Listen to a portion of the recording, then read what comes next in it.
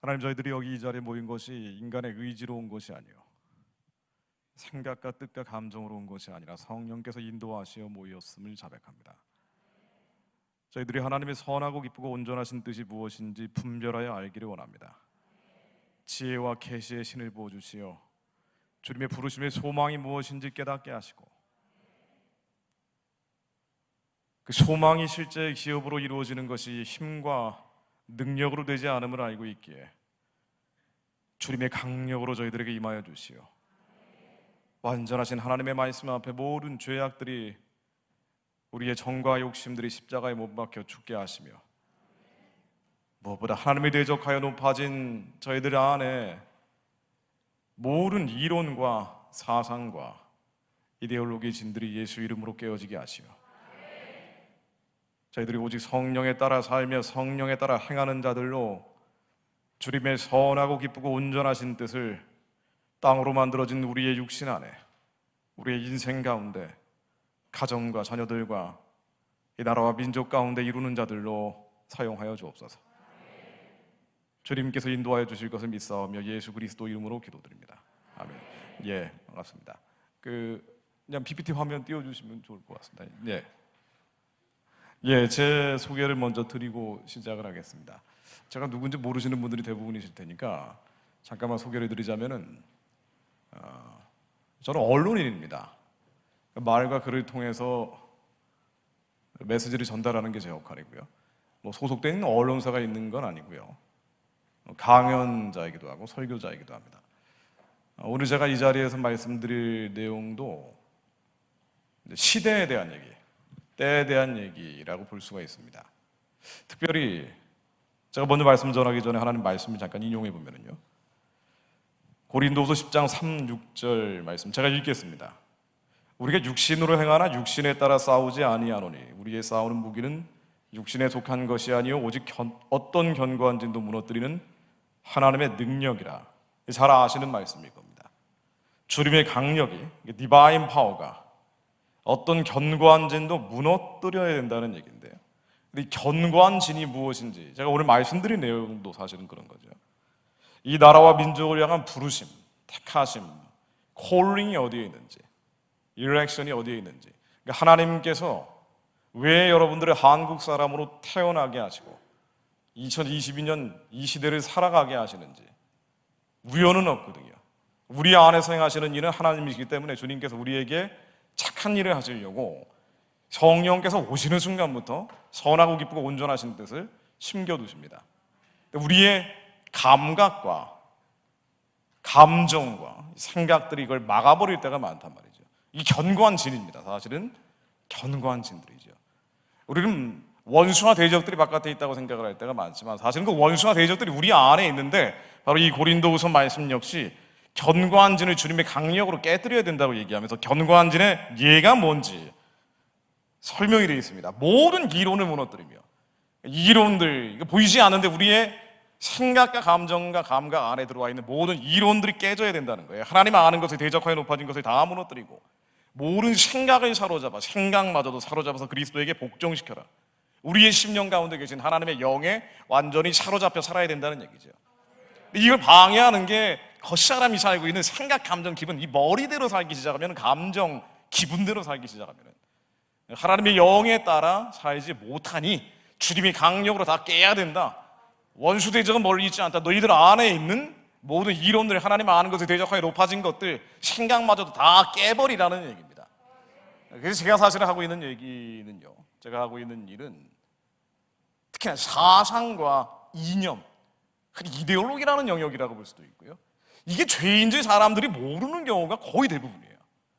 하나님이 대적하여 높아진 것들, 우리는 성경대로 살아야 되는데 성경대로 살지 않는 것들이 구체적으로 행위를 통한 죄악도 있지만 사상과 이념이 하나님의 대적하에 높아진 것인데, 모든 이론인데, 잡다한 생각들, 물질적인 혼란과 감각적인 망상들인데 이게 죄인지 잘 모르기 때문에 주님이 강력으로 깨버려야 되는데 깨버리지 못하고 성령에 따라 살고 성령에 따라 행하는 것이 아니라 우리의 옛사람의 궤적대로 살아가는 경우가 많다는 겁니다.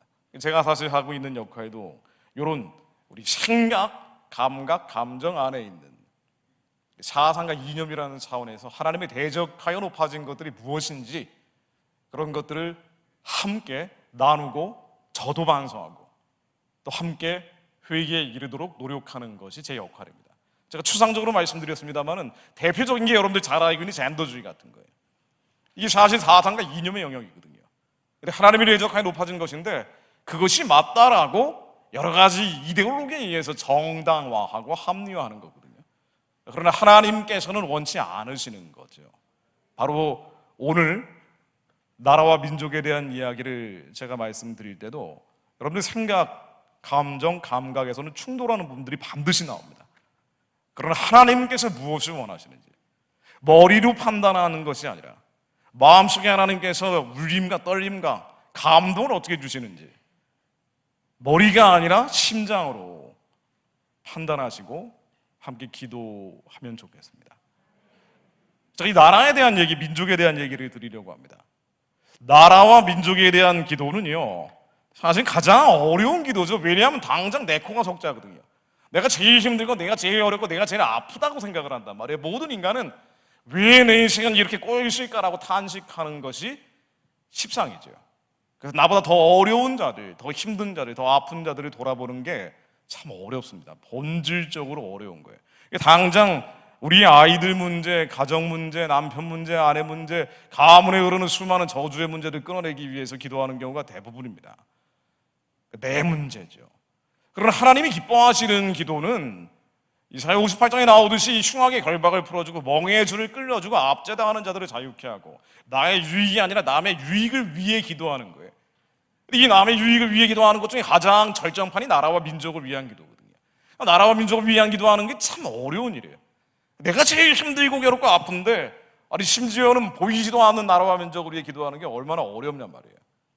그러나 분명한 것은요, 제가 오늘도 여러 차례 말씀드릴 것입니다만은 한국의 교회는 원래 나라와 민족을 위해 기도하면서 태생되고 시작된 교회입니다. 뿌리 자체가 그래요. 우리가 그 야성을 잃어버려서 지금 이렇게 풍요롭게 잘 먹고 잘 사는데도 그 야성을 잃어버렸기 때문에 힘들고 아프고 괴롭다고 느끼죠.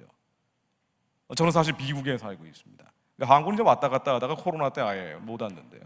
3년 만에 한국 와보니까 3년 전보다 훨씬 더 잘 사는 것 같아요. 먹을 거는 왜 이렇게 맛있는 데가 많은지, 애니꼴에는 어떻게 그렇게 많은 맛있는 것들이 있는지 제대로 한두 개 먹어보지도 못하고 가는 것 같습니다. 미국에서 먹던 건 다 가짜더라고요. 정말 잘 살게 된 것 같아요. 근데 우리의 마음을 돌이켜보면은 다들 힘들고 아프고 괴롭다고 느끼죠. 피말리는 경쟁을 하면서 아무리 올라가봐야 위가 보이지 않고 상승의 사다리는 막혀있고 깝깝하고 답답하기 짝이 없다라고 다들 짜증나 있는 상태. 이렇게 잘 살게 됐는데 우리가 뭔가 가장 결정적으로 잃어버린 것이 있다라는 말씀을 드리려고 하는 거예요. 이게 바로 하나님의 자취입니다. 우리 인생 가운데 하나님이 행하신 자취, 기이한 사정들 압축하면 기적입니다. 우리가 하나님의 기적을 기억하지 않으면요, 앞으로 일어날 인생에서도 하나님의 기이한 사정들이 일어날 거로 기대하기 어려운 거예요. 우리나라의 교회는, 이 민족의 교회는요, 하나님의 기적으로 지금까지 왔었고 그 기적 위에 대한민국이라는 나라가 만들어져서 유지되어 온 거예요. 제가 그 기억을 다시 되살려 드리려고 합니다. 하나님이 왜 한국 사람들을 이 정도까지 풍요롭게 하셨는지 진짜 우리가 한국에만 있으면요 잘 모르지만 미국 사람들보다 잘 살아요. 여러분 러시아나 중국 가보시면 아시겠지만은 러시아 사람들도요 고기 반찬 먹는 게 많지가 않습니다. 한국 사람들이 진짜 잘 먹고 잘 산단 말이에요. 근데 왜 하나님께서 이렇게 기름 부으셨는지 우리가 열심히 한 것도 있지만 그러나 하나님이 축복해 주셨어요. 이게 바로 우리의 역사입니다. 히스토리, 역사라는 것 자체가 히스토리의 약자라 그러죠. 하나님의 행하신 이야기들을 압축한 게 역사예요. 성경 말씀에 나오듯이 우리의 역할은요, 지나온 우리의 인생에서 이 나라와 민족의 역경 속에서 하나님이 어떻게 기이한 사적들을 행하셨는지 그것을 기억하고 전하는 것은 사명이에요. 이 나라에서 하나님이 어떤 일을, 어떤 기적을 행하셨는지 여러분들이 기억하고 다음 세대에게 또 그 다음 세대에게 전하는 것은 그냥 저 사람만 하는 저 사람이 저런데 전문가인가 보다, 그게 아니고 여러분들의 사명이에요.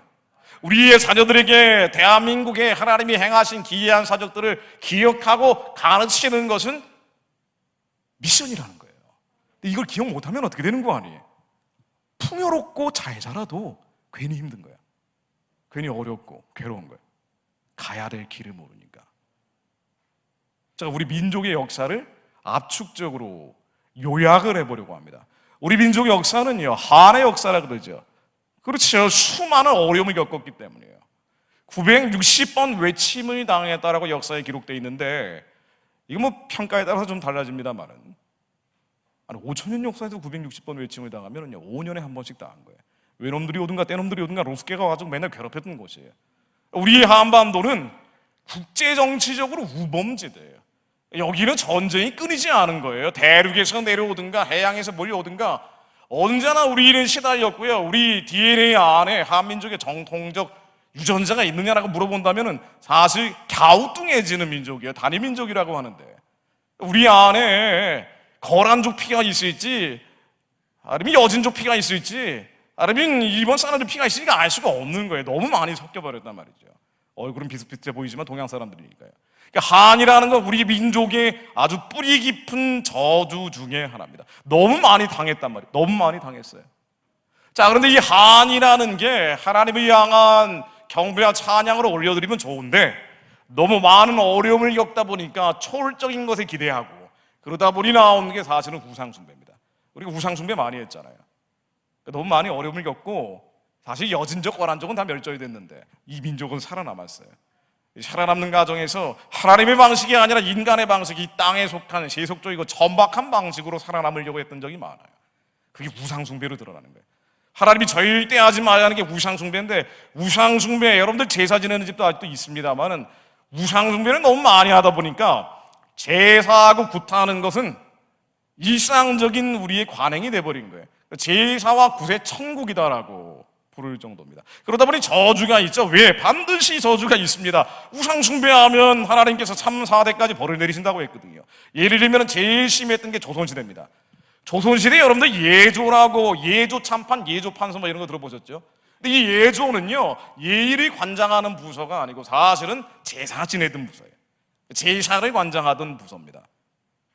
매년 1월 1일이 되면 명나라 황제에게 제사를 지내기 시작해요. 명나라 황제 귀신을 부르는 거예요. 망골예라고 합니다. 종묘사직이라는 것도 여기 제사 지내던데 귀신 불려다가 사실은 향을 올리던 곳이란 말이에요. 춘향대제, 봄철이 되면 이걸 하고요. 작헌제, 장례제, 산천제, 선농제, 선잠제, 기우제, 석전제. 그러니까 이 제사와 굿을 너무 많이 하다 보니까 궁궐 안에 기상관측을 하는 사람들도 다 점치던 사람들이에요. 점으로 내일 기후가 어떻게 될지 예측하는 맹인들이 궁궐에 상주했을 정도입니다. 그런데 우상숭배하면 말씀에 나오듯이 반드시 3, 4대까지 저주를 내리신다고 했거든요. 그러니까 우리 민족의 역사는 가난과 굶주림, 그리고 전쟁, 칼과 기근과 추방이라는 유대인들의 순환의 역사가 사실은 한민족의 역사였고요. 그러다 보니 너무 가난해서 먹을 게 없으니까 심지어 조선왕조실록 보면은요, 사람이 사람을 잡아먹었던 기록도 굉장히 많이 나옵니다. 북한에 90년대 중후반에 300만 명이 아사당했다는 얘기가 있어요. 300만 명이 굶어 죽었다는 거예요. 굶어 죽다가 나중에는 먹을 게 없으니까 사람이 사람을 잡아먹었다고 탈북자들이 증언하는 경우가 있습니다. 근데 이게 탈북자까지 갈 것도 없지요. 조선시대 그런 일들이 많았단 말이에요. 사람이 사람을 찾아먹고 귀신의 형상 같았다, 귀신 같았다, 자기 아이를 미쳐서 잡아먹었다, 별의별 기록들이 다 있는데, 이러다 보니까요, 왕이 한번 재위하고 있을 때, 조선왕조에서 왕이 한번 재위하는 기간이 16년 정도 됐다 그러는데요, 재위하는 기간에 통상 백성들이 2만 명이 굶어 죽었대요. 근데 전체 인구가 500에서 600만 명이니까 어마어마하게 많이 굶어 죽고, 그 중에는 식인의 기록들도 있는 거예요. 칼과 기근이 반드시 저주로 따르는 게 우상숭배입니다. 이 우상숭배를 하다 보니까 여러분들 보고 많이 보셨을 법한 남한산성이라는 영화입니다. 이 병자호란을 다룬 영화죠.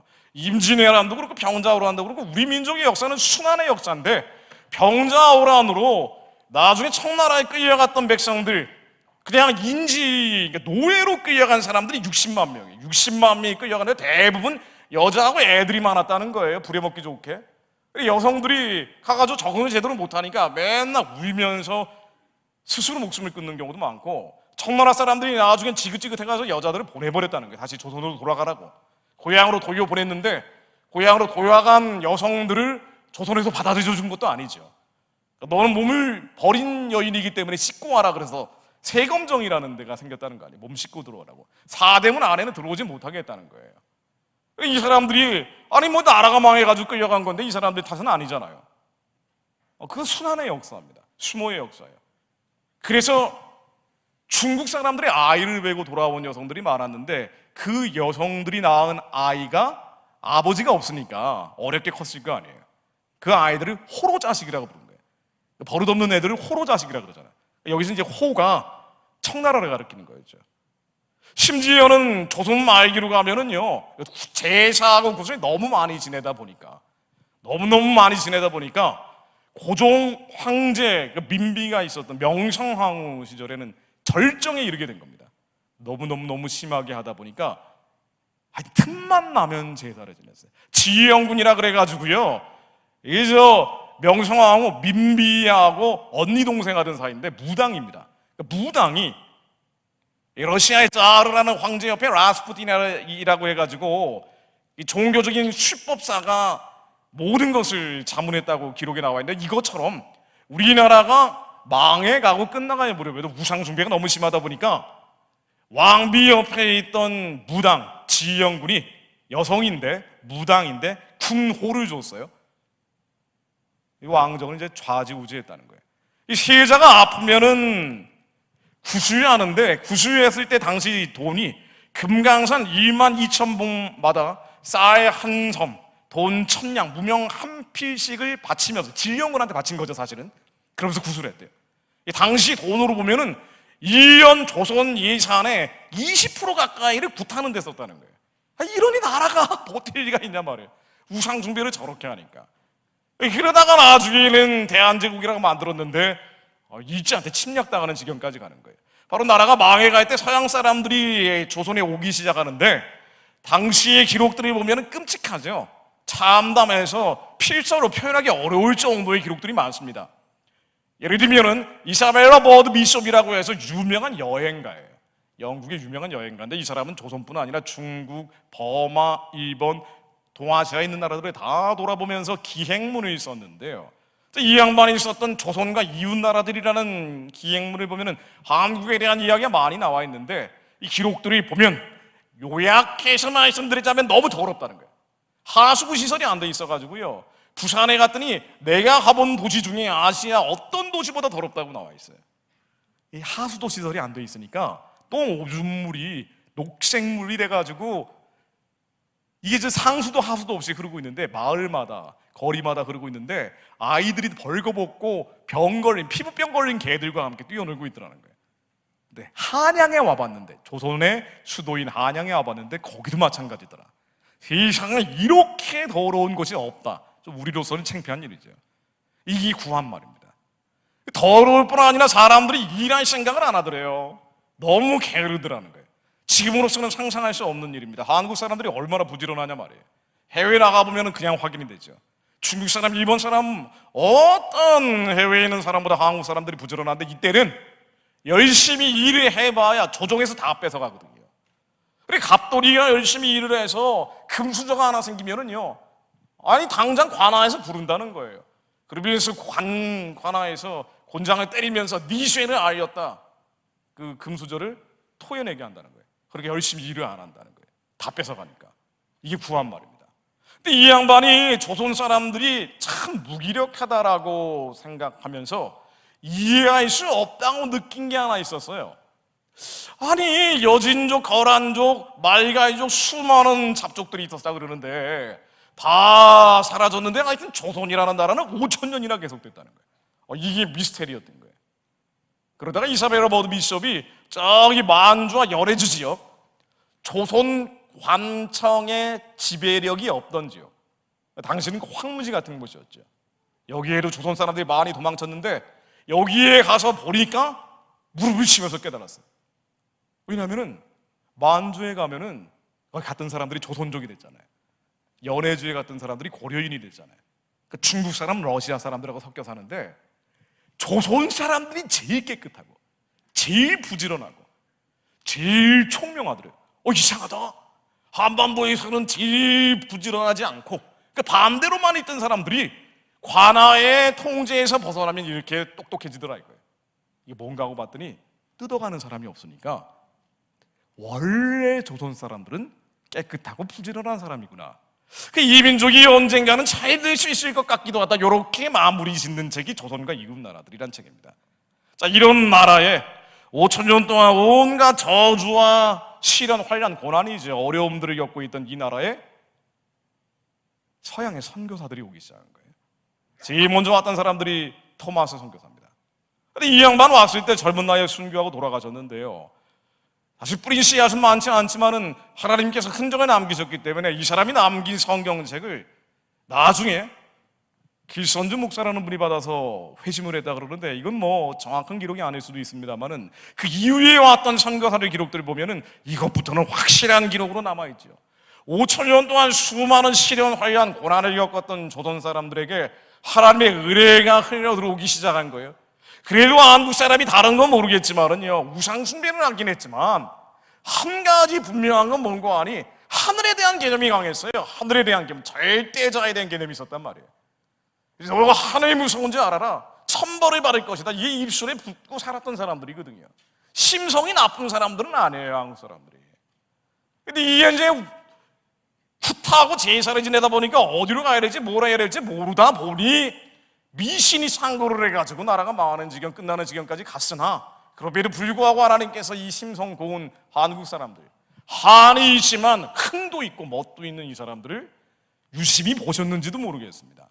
이 사람들에게 서양 선교사들이 오는데 그때 왔던 선교사들이 제가 나중에도 짚어드리겠습니다만은 루터 깔뱅이 했던 종교개혁의 열매를 받아먹은 사람들이에요. 쉽게 얘기하면은 16세기에 루터가 종교개혁을 하고 유럽을 뜨겁게 변화시키려다가 신교도들이 스위스 찌빙글리에 모이면서 깔뱅의 종교개혁으로 이어졌어요. 프랑스의 위그노라는 사람들이 신교도들인데 이들이 쥐에 모이면서 시계산업을 부흥시키고 유럽 전체를 변화시키려고 했는데 궁교, 캐톨릭의 기능이 힘이 워낙 강하다 보니까 역시 종교전쟁을 통해서 유럽 전체를 변화시키는 데는 실패하고 이 남아있는 신교도들이 영국으로 건너가서 청교도가 됐단 말이에요. 근데 영국 역시 예전 구교의 역할이 컸기 때문에 국교도라 그러죠. 거기서는 성공회. 아니 여기서도 맨날 전쟁을 벌이다가 결국 청교도들도 혁명을 하고는 나중에 실패했죠. 올리버 크로멜이라는 사람이 안 되겠다 그래서 이 사람들이 배 타고 메이플라워를 타고 미국으로 건너간 거예요. 그러니까 종교개혁의 흐름이 유럽에서 영국을 지나 미국으로 건너온 겁니다. 그렇게 했던 첫 번째 2차 대각성 운동의 결과로 미국이 건국이 됐어요. 그러니까 종교적인 개혁이 있고 나서 정치적인 변혁이 일어난 거예요. 우리는 정치를 변화시키려고 하지만 사실은 종교적인 변혁이 선행되지 않으면 그건 인간의 일로 끝나버린단 말이죠. 그리고 2차 종교개혁이 있고 나서 대각성 운동이 있고 나서 사실 우리 같은 사람들이 미국의 청년들을 깨우고 이 사람들 가운데 이제 흑인들에게도 복음을 전해야 되겠다라고 깨달은 사람들 중에 하나가 바로 링컨 대통령이란 말이에요. 그리고 이 찰스 무디의 영향을 받았던 많은 사람들 중에 드디어 아시아 선교 지역으로 가기 시작하는데 그 중에 많은 사람들이 조선에 온 거예요. 이 사람들은요 종교개혁의 불씨를 그대로 안고 온 사람들입니다. 그러니까 성경을 있는 그대로 믿는 사람들이 종교개혁은요 결국 솔라 스크립투라 종교개혁의 본질은 성경으로 돌아가자는 거거든요. 인간의 생각이 판단 기준이 아니라 말씀이신 하나님께로 돌아가자는 거예요. 이 양반들이 정말 하나님 은혜로 이런 순수한 신앙을 가지고 있던 사람들이 조선에 온 거예요. 그래서 당신들이 아무리 과거에 수많은 저주를 가지고 있었다 할지라도 아니요, 예수만 믿으면 예수의 피가 모든 불법과 허물을 다 사해 주십니다. 그러니까 이 가난과 저주와 질곡 속에 쌓여있던 조선 사람들이 마치 리포좀이 솜이 물 빨아들이시듯이 빨아들였다 그러잖아요. 그러니까 서양 선교사들도 신이 난 거예요. 루비 캔드릭 선교사는 20대 초반에 죽었지만 26 나이에 죽었죠. 이분이 돌아가시면서 했던 얘기가 내 영혼이 1000개가 있으면 그럼 조선 사람들의 영혼을 구하기 위해 쓰겠다라는 말을 남기고 죽습니다. 한번 엔터를 쳐주실래요? 스페이스바를 누르시면 넘어갑니다. 여기 안 먹는데? 예, 먹네요 이제.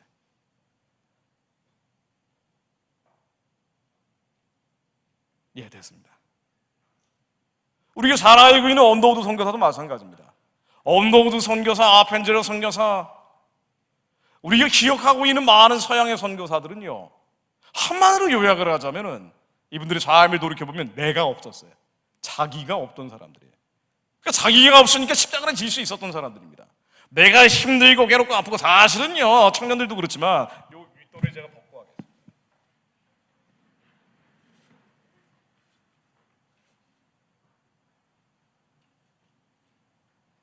우리 인생의 기준은 감정, 기분일 때가 많거든요. 내 감정, 내 기분이 삶의 기준이 돼 있어요. 기분 나쁘면 끝이에요.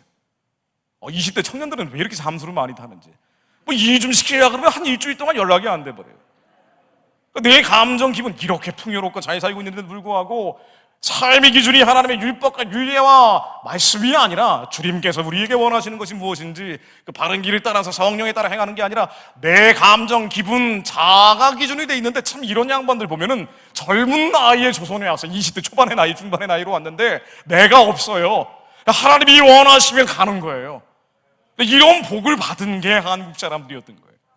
종교개혁의 불씨를 심장 가운데 가지고 있던 사람들이기 때문에 왔을 때의 상황은요, 우리는 지금 한국 상황이 어렵다 그러지만 핑계입니다.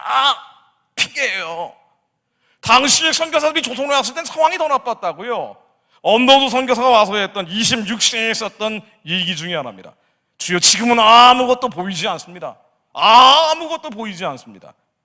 고집스럽게 얼룩진 어둠뿐입니다. 그런데 믿음의 사람들은 믿음으로 보기 때문에 눈에 보이는 것에 묶이지 않거든요.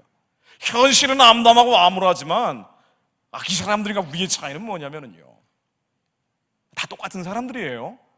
그런데 죄인인 걸 알고 끝없이 자기를 부정했기 때문에 하나님이 선하고 기쁘고 온전하신 뜻을 분별해 알고 이루려고 발버둥 쳤던 사람들이죠. 그래서 아무것도 보이지 않지만 그러나 언젠가는 이 조선이 하나님의 선한 뜻을 이루는 나라가 될 걸 믿었던 사람입니다.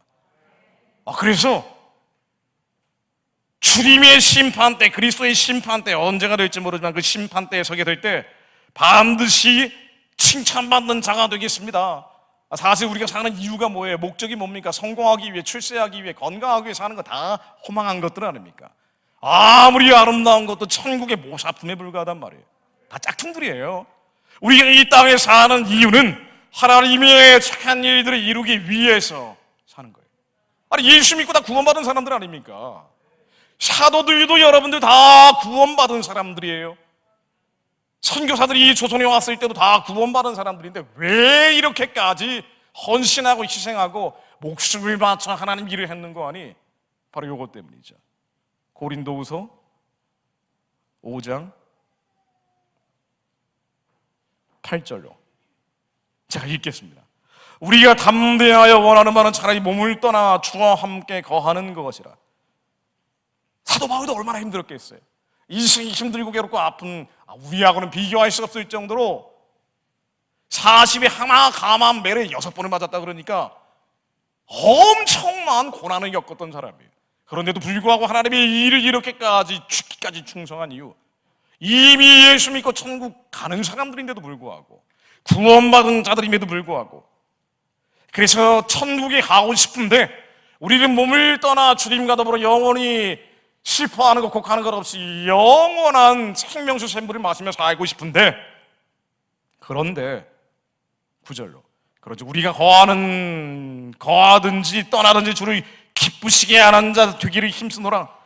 이는 우리가 다 반드시 그리스도의 심판대 앞에 드러나 각각 선악간에 그 몸으로 행한 것을 따라 받으려 함이니라. 우리는 예수 믿고 구원받고 천국 가는 사람들인데 우리의 행한 것들이 행위로 구원받는 게 아니죠. 그러나 우리의 행한 것들은 말씀에 나오듯이 그리스도의 심판대 위에서 반드시 하나님께서 평가하신다는 거예요. 우리 안에 달란트가, 저는 달란트가 없습니다. 저 사람이 2달란트, 3달란트, 5달란트나 있는데 말이죠. 우리는 1달란트밖에 없지만 그럼에도 불구하고 땅에 묻어버리지 않고 죽도록 충성하는 이유는 악하고 게으른 종이 아니라 잘하였다 충성된 종아 의의 멸관을 주님으로부터 받기 위해서죠. 그리스도의 심판대 위에 서기 때문에. 언더우드나 아펜젤러도 그랬던 사람들입니다. 그래서 이 양반은요 50대 중반에 돌아가셨는데 건강이 좋지 않았던 분이에요. 돌아가시기 전해 1년 동안 조선에서 헌신하다가 나중에 병 걸려 돌아가시는데 2년 전에 썼던 편지, 조선의 영혼들이 살려야 된다고 썼던 편지가 2,300통이에요. 프린터가 있던 시절이 아니에요. 자필로 썼습니다. 하루에 6.3통을 썼어요. 이 상상이 되세요? 이거 정말 기이한 일입니다. 그러니까 하나님의 영에 신들려 살았던 거예요. 내 의지와 내 뜻대로 산 게 아니라 내 감정, 기분대로 산 게 아니고요. 우리가 얼마나 살다 보면은 억울함과 원통함과 섭섭함, 수많은 이 어두운 감정이 잡힐 때가 많냔 말이에요. 있지요. 겉사람, 일사람이 있기 때문에 우리는 거기에 잡혀 살 때가 있지만, 그런데 이 죄와 피를 흘려 싸우면서 하나님의 선한 뜻이 무엇일까 분별하여 알고 죽도록 피 흘리며 싸우며 하나님의 착한 일 이루기에 헌신했던 사람들이 초기 선교사들이었던 거예요. 죽도록 하나님의 일을 하려고 했던 사람입니다. 이분은 아펜젤러 선교사죠. 같이 왔던 친구입니다. 아펜젤러 선교사는요 수영선수 출신이었어요. 그런데 44살에 군산 앞바다에서 돌아가셨는데 돌아가신 과정도 수영선수 출신이니까 이 군산 앞바다에 배가 침몰을 해버린 거예요. 빠져나올 수 있었습니다. 수영선수 출신이니까. 그런데 이름도 모르는 조선 여학생을 구하다가 탈진해서 돌아가신 거예요. 내가 없는 분들이에요. 근데 이런 분들이 씨앗을 심고 발하기 시작한 거예요. 씨앗이 이제 터져 나오기 시작한 겁니다.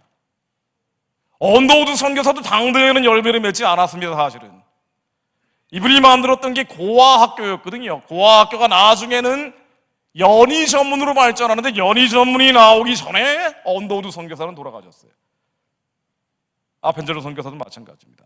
이분이 배제학당에 기초를 놓고 이분의 따님인 엘시 아펜젤러가 이화학당을 만들죠. 그러니까 사실 조선이라는 나라는 예수 안에 새로운 피조물을 거듭나게 한 초기 선교사들은 많은 숫자가 아니었어요. 어떻게 보면 한 그룹이라고 볼 수도 있을 정도로 소수였습니다. 역사를 움직이는 것은 하나님이시기 때문에 충성하는 사람 몇 사람을 통해서 주님께서 역사하시거든요. 그러니까 조선이라는 나라가 대한민국으로 바뀌는 과정도 마찬가지입니다. 이분의 아드님, 따님도 다 조선에서 태어나서 조선을 위해 살다 조선에서 죽은 사람들입니다. 그래서 이 뜨거운 영혼들이 5,000년 동안 가난과 질곡과 전쟁에 시달리고 있던 영혼들을 새로운 피조물로 거듭나게 하기 시작하는데 다행스러웠던 것은 미국의 2차 대각성운동, 2차 대각성운동의 불씨를 받고 그 여진 속에서 온 분들이라는 거예요. 예를 한번 들면요, 제가 아까 말씀드렸던 2차 미국의 대각성운동이 있어요. 미국이 2차 대각성운동, 2차 대각성운동, 또 학자에 따라서는 3차 대각성운동까지 얘기도 하는데 크게 보면 1차, 2차 대각성운동입니다. 그 당시에 정교분리라는 개념은 없었어요. 정교분리는 사실은 일제시대 신사참배를 반대하기 싫어하는 교회들이 야 나는 정치 문제 얘기 안 했다라고 하면서 나온 게 정교분리죠. 그 미국 수정헌법 1조에 나와 있는 정교분리는 영국의 정치 종교가 미국의 정치 종교에 개입하지 말라는 의미로 정교분리라는 말을 썼었지 사실은 프리머스 지역의 미국 청교도들이 시작했던 건국운동은 시작이 교회였어요. 이 청교도 목사님들이 영국 식민지 생활을 하면서 우리 영국의 개가 아니다, 아주 원색적이고 노골적으로 설교를 했다고요. 저 영국과 싸워서라도 우리의 신앙의 자유를 지켜내야 된다. 그러니까 이게 1차 대각성운동에 대해서 여기에서 영향받은 조지 워싱턴 같은 사람들이 나와 미국과 독립전쟁을 했던 거예요. 2차 대각성운동도 마찬가지입니다. D.L. 무디 같은 사람들이 예전에 1차 대각성운동 할 때 우리가 영국의 개가 아니라고 얘기했던 것처럼 흑인들은 우리의 개가 아니다, 저 사람들에게도 영혼이 있다, 복음을 전해라. 그러니까 링컨 같은 사람들이 영향받아서 남북전쟁까지 가게 되는 거예요. 이 D.L. 무디의 설교를 듣고 전 세계를 봐라, 아직도 구원받지 못한 영혼들이 얼마나 많으냐, 우리 당대의 세계 복음화를 완성하자. 우리가 사는 목적은 돈 벌고 출세하기 위해 사는 것이 아니라, 잘 먹고 잘 살기 위해 사는 것이 아니라, 살기 위해 사는 것이 아니라, 죽기를 두려움으로 사단의 종로로 타며 사는 것이 아니라, 하나님께서 우리에게 주신 선하고 기쁘고 온전하신 뜻을 분별하여 알고 주님의 강력으로 그 착한 일들을 이루기 위해 사는 것이다. 전 세계에 아직 구원받지 못한 영혼들을 보라. 그들의 영혼을 구원하기 위해 이제 우리가 흑인의 영혼을 구했으니 아시아로 갑시다 라고 설교를 한 거예요. 그래서 이 D.L. 무디의 설교를 듣고 한국에도 많은 선교사들이 쏟아졌는데, 그 중에 대표적인 사람이 우리가 잘 알고 있는 지금 얘기한 아펜젤러 선교사, 게일 베어드, 마페, 기포르, 크람. 한국의 선교사들이 제일 많이 왔던 시기가 1906년에서 1909년 사이라고 합니다. 한일합방 직전까지. 근데 이때 왔던 선교사들의 60%가 무디 설교 듣고 왔어요. 이게 역사가요, 많은 사람, 대중이 다 바뀌어가지고 역사가 이루어지는 게 아니에요. 역사를 주관하시는 분은 하나님이시기 때문에 하나님의 뜻에 순종하는 몇 사람들을 통해서 바꾸시는 겁니다. 제자강 성교회를 통해서 하나님이 대한민국 전체를 바꾸실 수 있는 거예요. 북한의 구원과 영혼으로 해방을 이룰 수 있는 겁니다. 우리는 현실을 보면서 암담하고 암울하고 절망할 때가 많지만 이 나라가 소망이 없어 보여요. 돈밖에 모르고 하나같이.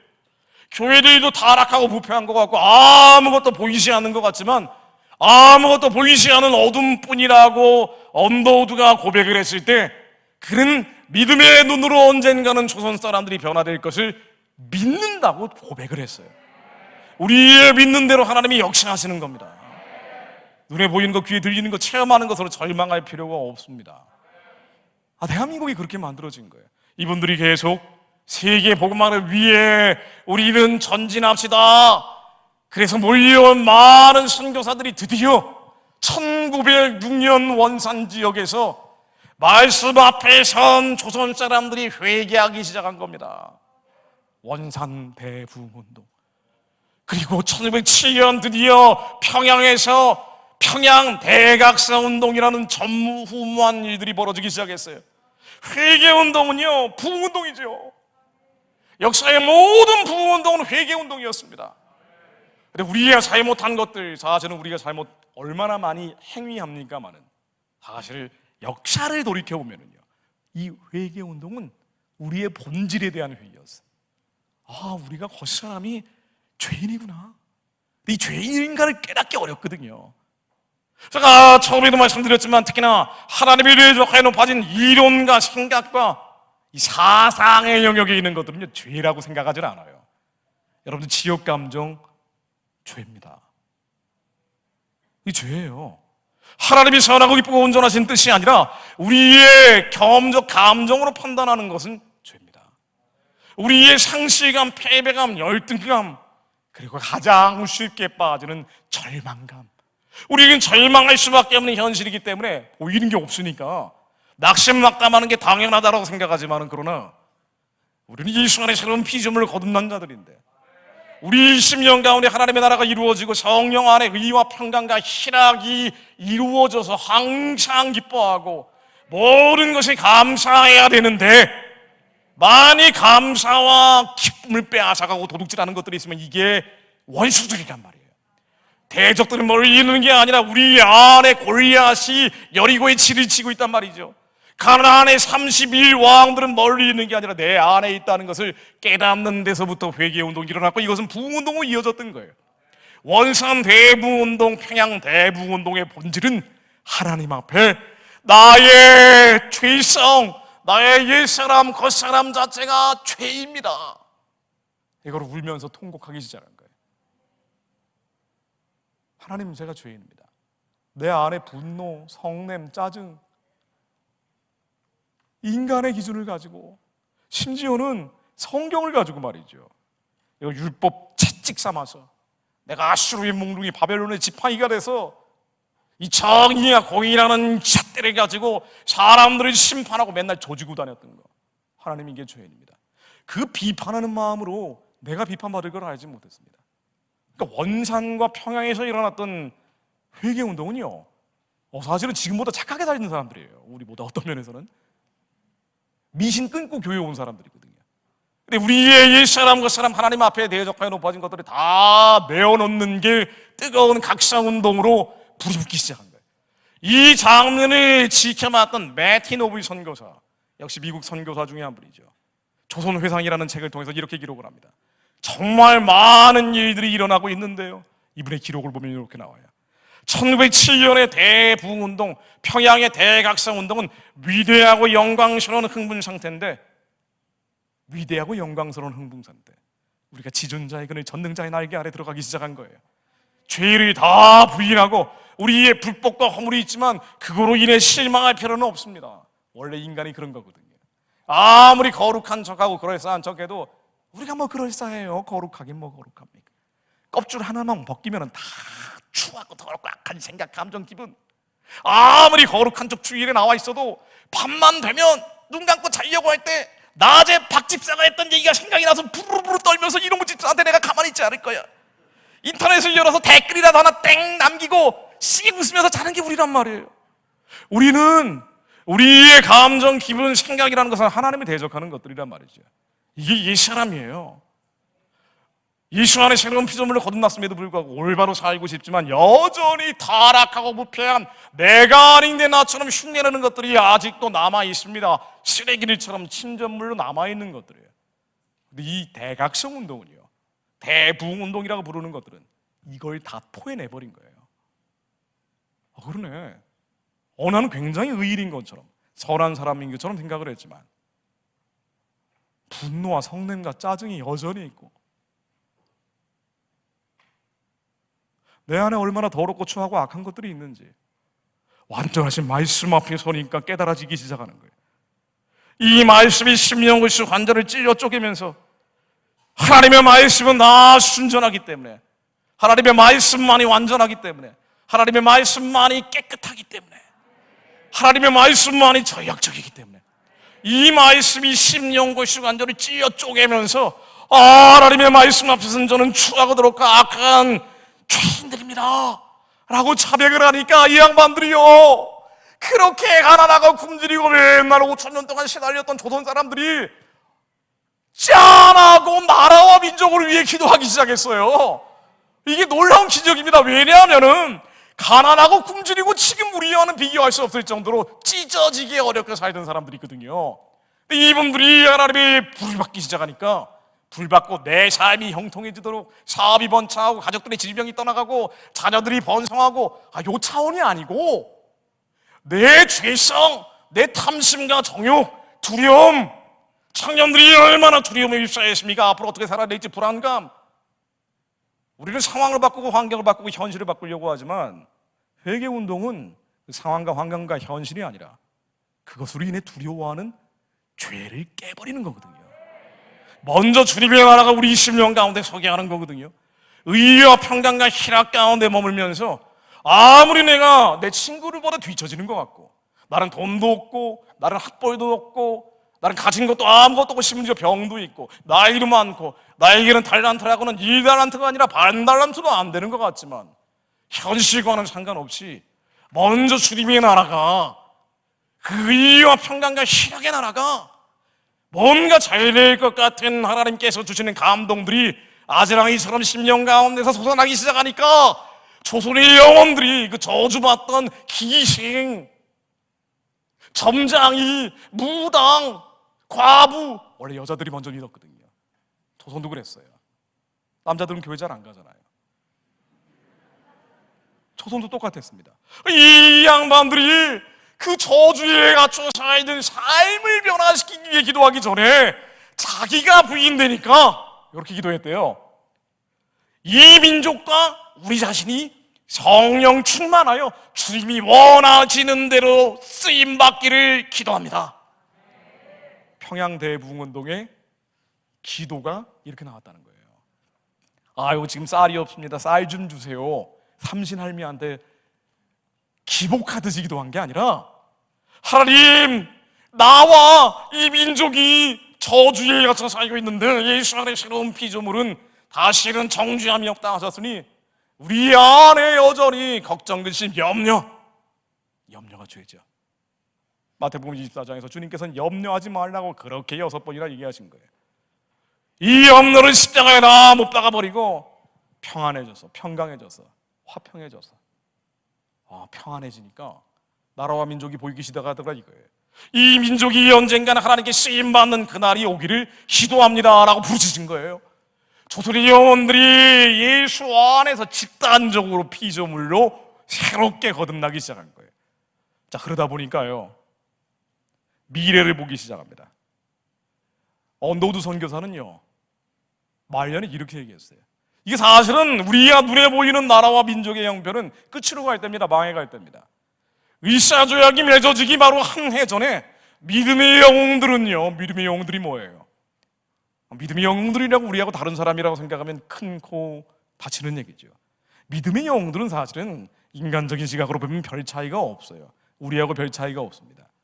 믿음의 영웅들은 다만 한 가지, 다 죄를 가지고 있는데 다 한 거죽만 벗기면, 사촌이 땅 사면 배 아파서 견디지 못하는 성격들이란 말이에요. 우리가 다 비슷하게 생겨가지고 내 친구가 롱패딩 입고 다니면 나도 입고 다녀야 되고, 이웃집 사람이 새로운 차로 바꾸면 나도 한번 바꾸고 싶은 거고, 우리 안에는 시기적인 원망하는 마음들이 다 있으나 믿음의 영웅들은 그 죄를 알기에 피 흘리면서까지 내 안에 죄와 싸우는 자들이에요. 이 싸웠던 자들은 이렇게 하나님이 한민족을 새롭게 하실 날을 바라봤습니다. 언젠가는 1904년 한일합방 6년 전에, 의사조약 2년 전에 언더우드 선교사가 조선에 대해서 설교해달라는 얘기를 듣고요, 언젠가는 이 나라가 새로운 한국, 기독교 한국이 될 것입니다. 아니, 당시에 복음을 듣는 사람들이 얼마 되지도 않았고 사실은 저주받던 인생들밖에 없었는데, 언젠가는 새로운 한국, 기독교를 믿는 이 민족의 하나님이 만군의 여호와가 될 날이 올 것입니다. 이분은 장신대를 설립하신 모페 선교사입니다. 이 모페 선교사는요, 영국에서 있었던, 이게 언제냐면요, 스코틀랜드 에딘버러에서 있었던 세계 복음화 대회인데, 한일합방 되기 2달 전이에요. 그러니까 나라가 진짜 망해갈 때, 끝나갈 때입니다. 완전히 소망이 없어져 버릴 때 이분이 얘기했던 한국의 미래는 이거예요. 언젠가는 조선은 기독교 국가가 될 뿐 아니라 하나의 영적인 강대국이 될 것입니다. 믿음을 가진 사람들은요, 죄로 가득 찬 세상 너머에 주님께서 이루실 새로운 피조물을 바라봅니다. 지금 우리가 보는 한국은 별로 희망이 안 보이는 것 같지만, 믿음을 가진 사람들은 하나님께서 이 민족을 새롭게 하셔서 이룰 새로운 땅을 바라보는 영적인 눈을 열게 되는 거예요. 그래서 이 모페 선교사는 언젠가 이 나라가 영적인 강대국이 될 것이다, 일본도 전도하고 중국도 전도하고 러시아도 전도하는 날이 올 것이다 라고 예언을 했어요. 실제로 근데 이게 됐잖아요. 나중에 당시에는 아무것도 보이지 않을 때인데, 이 선교사들의, 서양 선교사들의 대표적인 제자 중에 하나가 이승만이었어요. 여러분, 이승만을 좋아하는 분도 있고 싫어하는 분도 있고 이해 못하는 분도 있고 이해를 하는 분들도 계시겠지만, 여러분들 머릿속에 배우셨던, 읽으셨던, 알고 있는 지식과 정보는 잠깐 내려놓고 하나님이 무엇을 이 나라와 민족이 원하시는지 잠깐만 들어보십시오. 제가 이제 이승만 얘기하면 이념 얘기하냐라고 반발하시는 분들이 계세요. 이념 얘기 저도 싫어해요. 그게 중요한 게 아니라고요. 하나님께서 행하신 기이한 사적들을 우리가 기억하는 게 중요합니다. 하나님께서 대한민국이라는 나라를 어떻게 역사하셨는지, 왜 우리가 2022년 이때 이 나라에서 한국 사람으로 살고 있고, 아무리 디아스포라로 흩어져 있다 하더라도 한국인의 DNA를 가지고 민족적인 부르심을 잊지 않고 있는지를 아는 게 중요하단 말이죠. 서양 선교사들 중에 가장 똑똑했던 제자 중에 하나가 이승만이에요. 근데 이 양반이요, 잘 나가던 사람인데 배제학당에 영어 연설, 졸업할 때 영어 연설을 할 정도로 영어도 유창했던 사람이라 그래요. 그런데 이게 이제 운동권이었죠. 일종의 고종황제 물러나라고 데모하다가 사형 선고를 당했어요. 사형까지 받을 정도는 아닌데 어쨌든 사형 선고를 받고 한성 감옥에 끌려갔습니다. 정치범 수용소 같은데 제일 왼쪽에 있는 사람, 옷 색깔이 좀 특이한 게 바로 이승만이죠. 이승만은 나는 의로운 일을 하다가, 선한 일을 하다가 열심히 투쟁을 했는데 왜 감옥에 있을까 너무 억울한 거예요. 너무 억울한 겁니다. 그래서 망각의 세월을 보내고 있었겠죠. 그러다가 예전에 서양 선교사 에디라는 사람이 넣어준 성경책이 기억나가지고요, 목에 칼을 차고, 춘향이가 목에 차는 거 있잖아요, 칼을 차고 한 명이 성경을 넘겨주면 그것을 이제 중얼거리면서 읽기 시작했대요. 이 성경을 소리내어 읽는 게 그렇게 중요하더라고요. 왜냐하면은 이제 이스라엘에서도 하가한다 그러잖아요. 이 하가가 이제 번역으로는 묵상한다고 되어 있는데 소리내어 읽는 거거든요. 소리내어 읽다가 감동받으면 부르짖어 기도하는 거죠. 근데 우리가 다른 건 모르겠지만 우리 조상들이 말이에요, 이 하가하는 습관이 있어요. 공자와 맹자와 하면서 유교 경전을 소리내어서 읽는 습관이 돼 있어가지고 성경책도 그냥 보지를 않았다는 거예요. 그러니까 한자 성경이 많아서 소리내어서 중얼중얼 거리면서 읽다가 성령 체험을 강하게 하는 거예요, 이승만이. 감옥 안에 빛이 가득 차는 체험을 합니다. 빛 가운데 빨려 들어가는 것 같았다라고 체험을 기록하고 있어요. 그러면서 마음이 완전히 달라진 거예요. 사형 선고를 당해서 언제 죽을지 모르는 상황이었는데도 불구하고 우리의 현실, 우리가 감각하고 있는 상황과는 전혀 다르게 마음의 새로운 변화가 일어나니까 하나님께서 주시는 소망이 샘솟기 시작하고, 그러면서 뭔지 모르지만 잘 될 것 같아. 그러면서 했던 첫 번째 기도가, 하나님 나의 영혼을 구해 주신 것을 믿습니다.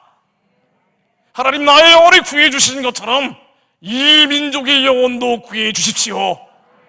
Save my soul, save my country. 이게 첫 번째 기도였어요. 나라와 민족으로 기도한 거예요. 그리고 이승만이 다음 날부터 완전히 딴 사람이 돼가지고요, 언제 죽을지 모르는데 감옥 안에서 전도를 시작한 거예요. 양반 출신들은 원래 기독교를 안 믿었는데 양반 출신들은 집단적으로 전도하는 일이 한성 감옥에서 일어납니다. 그리고 한성 감옥을 자기들끼리 이름을 바꿔서 복당이라고 붙여놨어요. 복이 있긴 뭐가 있어요. 있는 거랑은 들쥐하고 주새끼밖에 없는데, 식은 시래기죽밖에 없는 데서 아니야 우리는 복 받은 사람들이야, 지금 죽어도 상관없어, 그렇게 말씀으로 기도하면서 시간을 보내고 있을 때 갑자기 6년 정도가 지나니까, 1년도 아니라 6년이 지났어요. 6년이 지나니까 이승만이 기적적으로 사면을 받은 거예요. 아니 이러니까 이게 이승만이 말씀을 체험한 거예요. 그러네, 우리가 아무리 에스겔의 마른 뼈골짜기, 눈물 골짜기를 걸어간다 할지라도 그 나라와 그 나라의 의를 구하니까 하나님이 먹고 입고 마시는 문제, 우리의 현실 문제를 내 힘과 능력이 아니라 주님의 강력으로 깨버리시는구나. 이 나라와 민족의 형편도 예수만 잘 믿으면은 주님께서 개입하셔서 새로운 나라를 만드시겠구나. 그래서 이승만이요, 이 기쁨 가운데서 새로운 나라가 만들어져야 된다라고 제시한 게 독립정신이라는 책에서 쓴 인류국가예요. 웃기죠? 나라가 망해갈 때 조선이 인류국가가 된다고 썼다고요. 조건이 있죠. 기독교만 잘 믿으면. 심지어 나중에 조선이 완전히 망해버렸어요. 1910년 8월 달에 한일합방이 되고 나서 3년 뒤에, 지금으로부터 110여 년 전에 한국교회 핍박이라는 책을 이승만이 쓰면서 뭐라 그랬냐면요, 이건 담대하게 얘기를 해요. 이 당시에 모든 사람들은 절망했어요. 나라가 망해버리니까 순국하는 사람들도 나왔잖아요. 너무 억울하고 원통하니까 스스로 목숨을 끊는 사람들까지 나왔다고요. 그런데 하나님이 아는 자들은 소망이 갖게 된 거예요. 왜? 완전한 말씀 앞에 내 죄가 깨달아지기 시작하니까 내가 죄를 끊어버리면 나의 변화를 통해서라도 이 나라와 민족을 변화시킬 걸 믿습니다. 그러면서 1913년에 한국교회 핍박이라는 책을 쓰면서 이 나라는, 많은 사람들이 얘기하기를 사실은 서양 선교사들이 한 얘기죠. 언더우드 아펜젤러, 모페 선교사 같은 사람들이 하던 얘기예요. 이 나라는 동방의 이스라엘처럼 세워진 나라라고 하더라. 동방의 이스라엘이라는 나라 이 얘기 들어보셨죠? 평양을 동방의 예루살렘이라고 불렀다 그러잖아요. 이게 바로 선교사들이 하던 얘기이기도 했어요. 이 나라는 동방의 이스라엘 같은 나라라고 다들 얘기하는데, 언젠가는 이 나라가 아시아 최초의 기독교 국가가 될 것이며, 일본, 저 원수 같은 일본은 물론 중국, 전 세계에 복음을 전하는 나라가 될 것이다. 그리고 이 나라가 세계 선교사를 지금도 파송하고 있다. 그래서 절망 속에도 소망을 버리지 않게 된 겁니다. 그래서 일제시대 초기에 언젠가는 독립이 될 것이라고 꿈을 꿨던 사람들은요, 거의 예외가 없어요. 초기의 독립운동가들은 거의 대부분이 기독교인이었어요. 그리고 나중에 사회주의 계열 사람들이 1930년대부터 나오죠. 카프라고 뭐 사회주의 문학하면서 나오기 시작하는 거 아니에요. 근데 이 초기에는 항일운동을 한다 그러면 조선 사람 중에는 기독교인이었다고요. 그러니까 105인 사건이라는 게 일제 초기에 나오는데 105인 중에 기소된 사람 중 89명이 기독교인이에요. 여러분, 3.1운동이라는 것도 사실은 기독교 운동으로 시작된 겁니다. 우리가 이런 하나님의 기이한 사적들을 인본주의자들이 다 지워버리려고 하지만, 그러나 이건 역사의 피로 새겨진 기록들이에요. 3.1운동 민족대표 33인 가운데 16명이 기독교인인데 사실은 기독교인들이 주도를 하고 나머지 민족 종교 관련자들을 참여를 시켰죠. 왜 그러냐면 일제가 당시에는요, 시위하면 죽이던 때란 말이에요. 그러니까 순교할 각오 아니면, 천국 갈 작정을 한 사람들이 아니면 만세운동하러 나오기가 어려웠다고요. 그러니까 일제시대에 독립운동한 초기 운동가들은 예외 없이 기독교인들이 많았고요. 그러니까 독립운동 기록들을 보면은 고문을 받다가 예수님의 환상을 보기도 하고, 이게 독립운동 기록에 나온 얘기들입니다. 유관순 여사도 기독교인이죠. 어린 소녀였지만 정동제일교회에서 밤새 오르간 뒤에서 기도하다가 어떻게 해야 됩니까? 하나님 하는데 하나님 음성 듣고 갔다 그러죠. 고향으로 내려가라는 그 감동을 받고 내려가서 순국한 분이에요. 사실은 종교적으로 순교한 분이기도 합니다. 이러다 보니까 기독교인들이 주도한 3.1운동의 여파 속에서 당시의 지식인 지도자들도 기독교인들이 많았기 때문에 이승만만 그랬던 게 아니에요. 이건 종교개혁의 여파 속에서 많은 기독교 선각들이 나타나는 그 흐름 속에서 나오는 겁니다. 예를 들면 월남 이상재 선생, 이 시대 유명한 기독교 지도자 아닙니까? 민족의 지도자이자 3.1운동 때 일본 검찰한테 끌려갔어요. 이상재 선생도 예 없이 가서 고문을 당하기 직전에 검사가 책상을 치면서 따졌던 거예요. 이상재 선생, 당신은 뭐 믿고 그렇게 겁없이 우리 일본 제국에 저항을 하시오? 라고 물어보니까 이 양반이 뭐라 그랬게요? 월남 이상재 선생이 그 양반이 책상을 더 크게 치면서 내 뒤에는 2천만 조선 백성과 예수 그리스도가 있는데 보이지 않느냐? 소리쳤던 분이에요. 근데 이분이 그랬던 이유가, 이분도 한성 감옥에서 이승만에게 전도가 된 분이에요. 그럼 나중에 사형 선고를 받은 사람은 아니기 때문에 풀려났다가 다시 이유도 없이, 당시에 무슨 이유가 있습니까? 억울한 옥살이가 워낙 많았으니까 또다시 한성 감옥에 끌려갔습니다. 근데 이상재 선생이 너무 마음이 어려워서 괴로워하고 있던 차에 멍성 밑에 한자로 된 요한복음이 있더래요. 그래서 이 한자로 된 요한복음을 32번인가를 읽었대요. 이분도 역시 한학자 출신이니까 그냥 눈으로 안 봤어요. 눈으로 보면 잡념망상이 들어오기 십상이거든요. 여러분, 성경 읽을 때 무슨 뜻인지 모르지만 우리가 중얼중얼 읽는 게 중요하다고 얘기하는 게 그런 것들 때문이죠. 성경을 계속 읽는데 성경 요한복음을 계속 읽다가 어느 순간 이분 표현에 따르면 예수 그리스도가 감방 안에 나타났다는 거예요. 그래가지고 예수님을 만나고 나서 며칠 있다 풀려났대요. 그래서 하나님께 물어봤다는 거예요. 하나님, 내가 왜 이유도 없는데 감옥에 끌려갔습니까? 그랬더니 마음속에서 주님께서 주신 감동이 나를 만나기 위해서. 하나님, 그러면 왜 저래 또 이유 없이 풀어주셨어요? 나를 만났잖아. 일제시대 이런 양반들이 많았던 거예요. 34년, 사실 정확히 얘기하면 36년이라고 얘기하지만 34년 몇 개월이죠. 우리의 이 혹독하고 엄혹한 시대를 거치면서 우리가 지금까지 가지고 있던 민족적인 죄악들이 다 끊고 자르고 부수는 기간이었어요. 너무 힘들고 괴롭고 아픈 시련기였지만 오직 예수만이 우리의 그리스도 구원자, 우리가 살 길은 예수님밖에 없다는 것을 자백하는 사람들이 늘어나기 시작한 거예요.